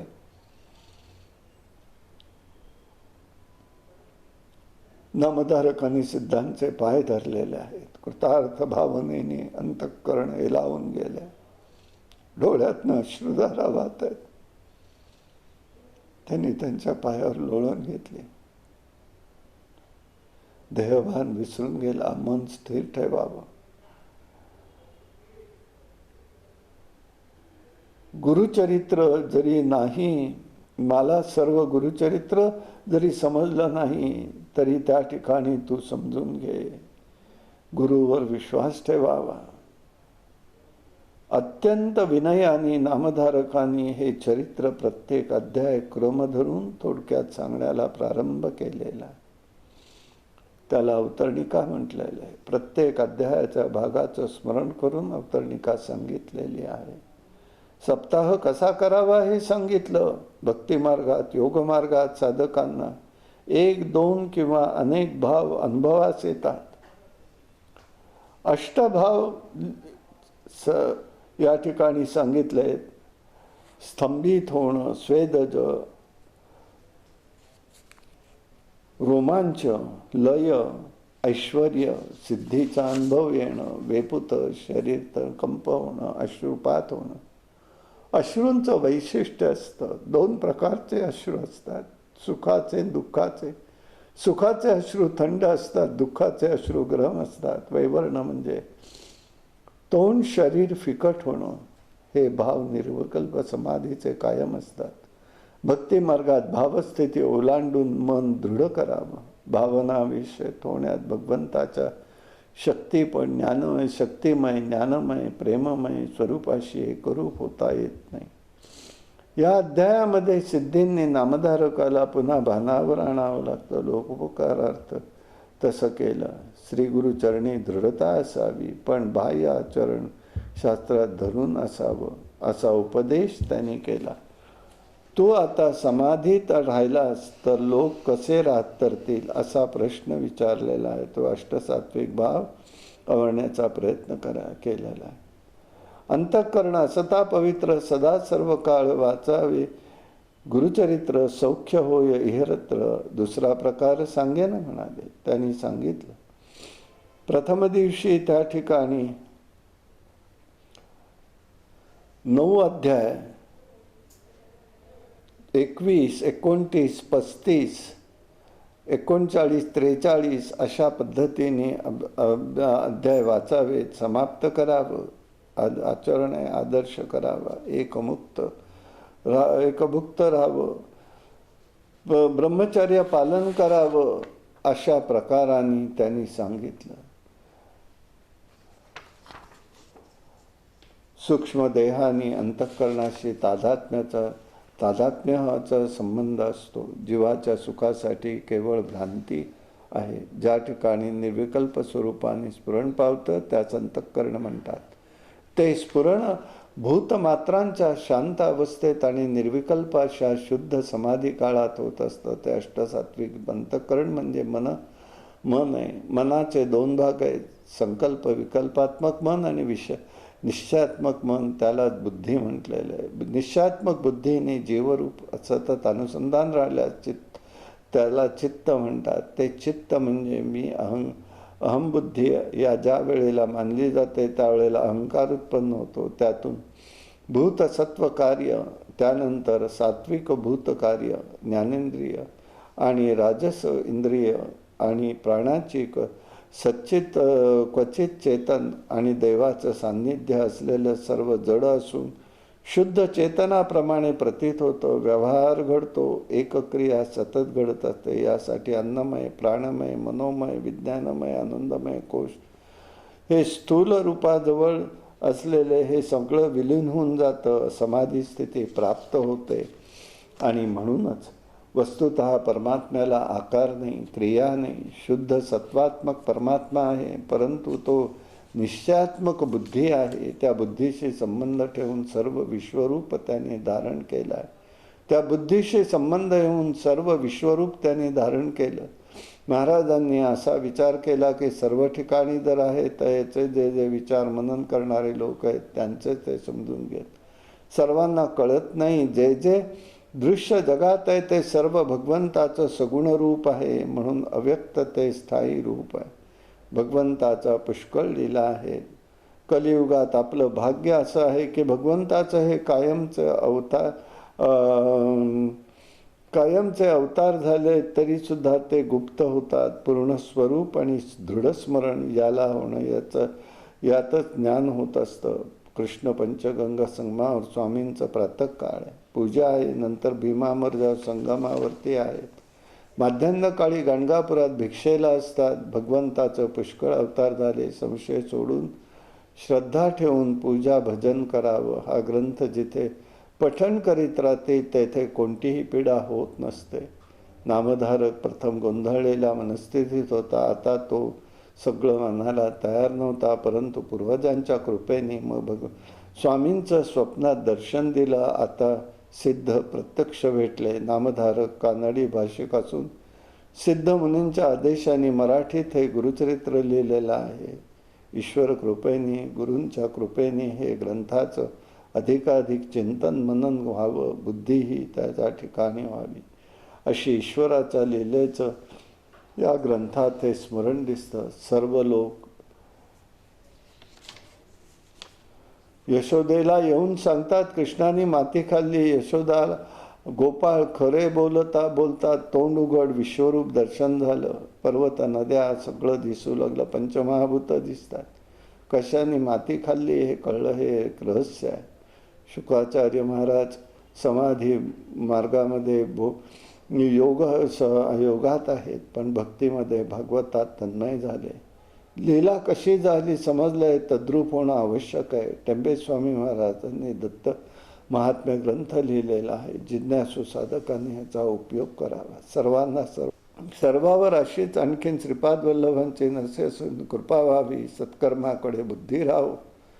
सद्भक्ती आपल्या हातून सतत घडावी. सर्वाचं कल्याण हो अशी प्रार्थना करून भगवान दत्तात्रय, श्रीपाद वल्लभ, नरसिंह सरस्वती, श्रीधर स्वामी, दत्त महाराज, कवीश्वर या सर्वांना प्रार्थना करून यथाशक्ती ही सेवा समर्पण करूया. कायेन वाचा मनसेंद्रिये वा बुद्ध्यात्मना वा प्रकृती स्वभाव करोमि यद्यं सकलं परस्मै नारायणाय समर्पयामि.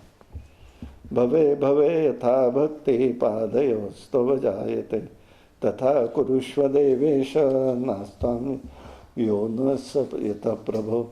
नाम संकीर्तनं यस्य सर्वपापप्रणाशनं प्रणामो दुःखशमनस्तं नमामि हरिपदम्.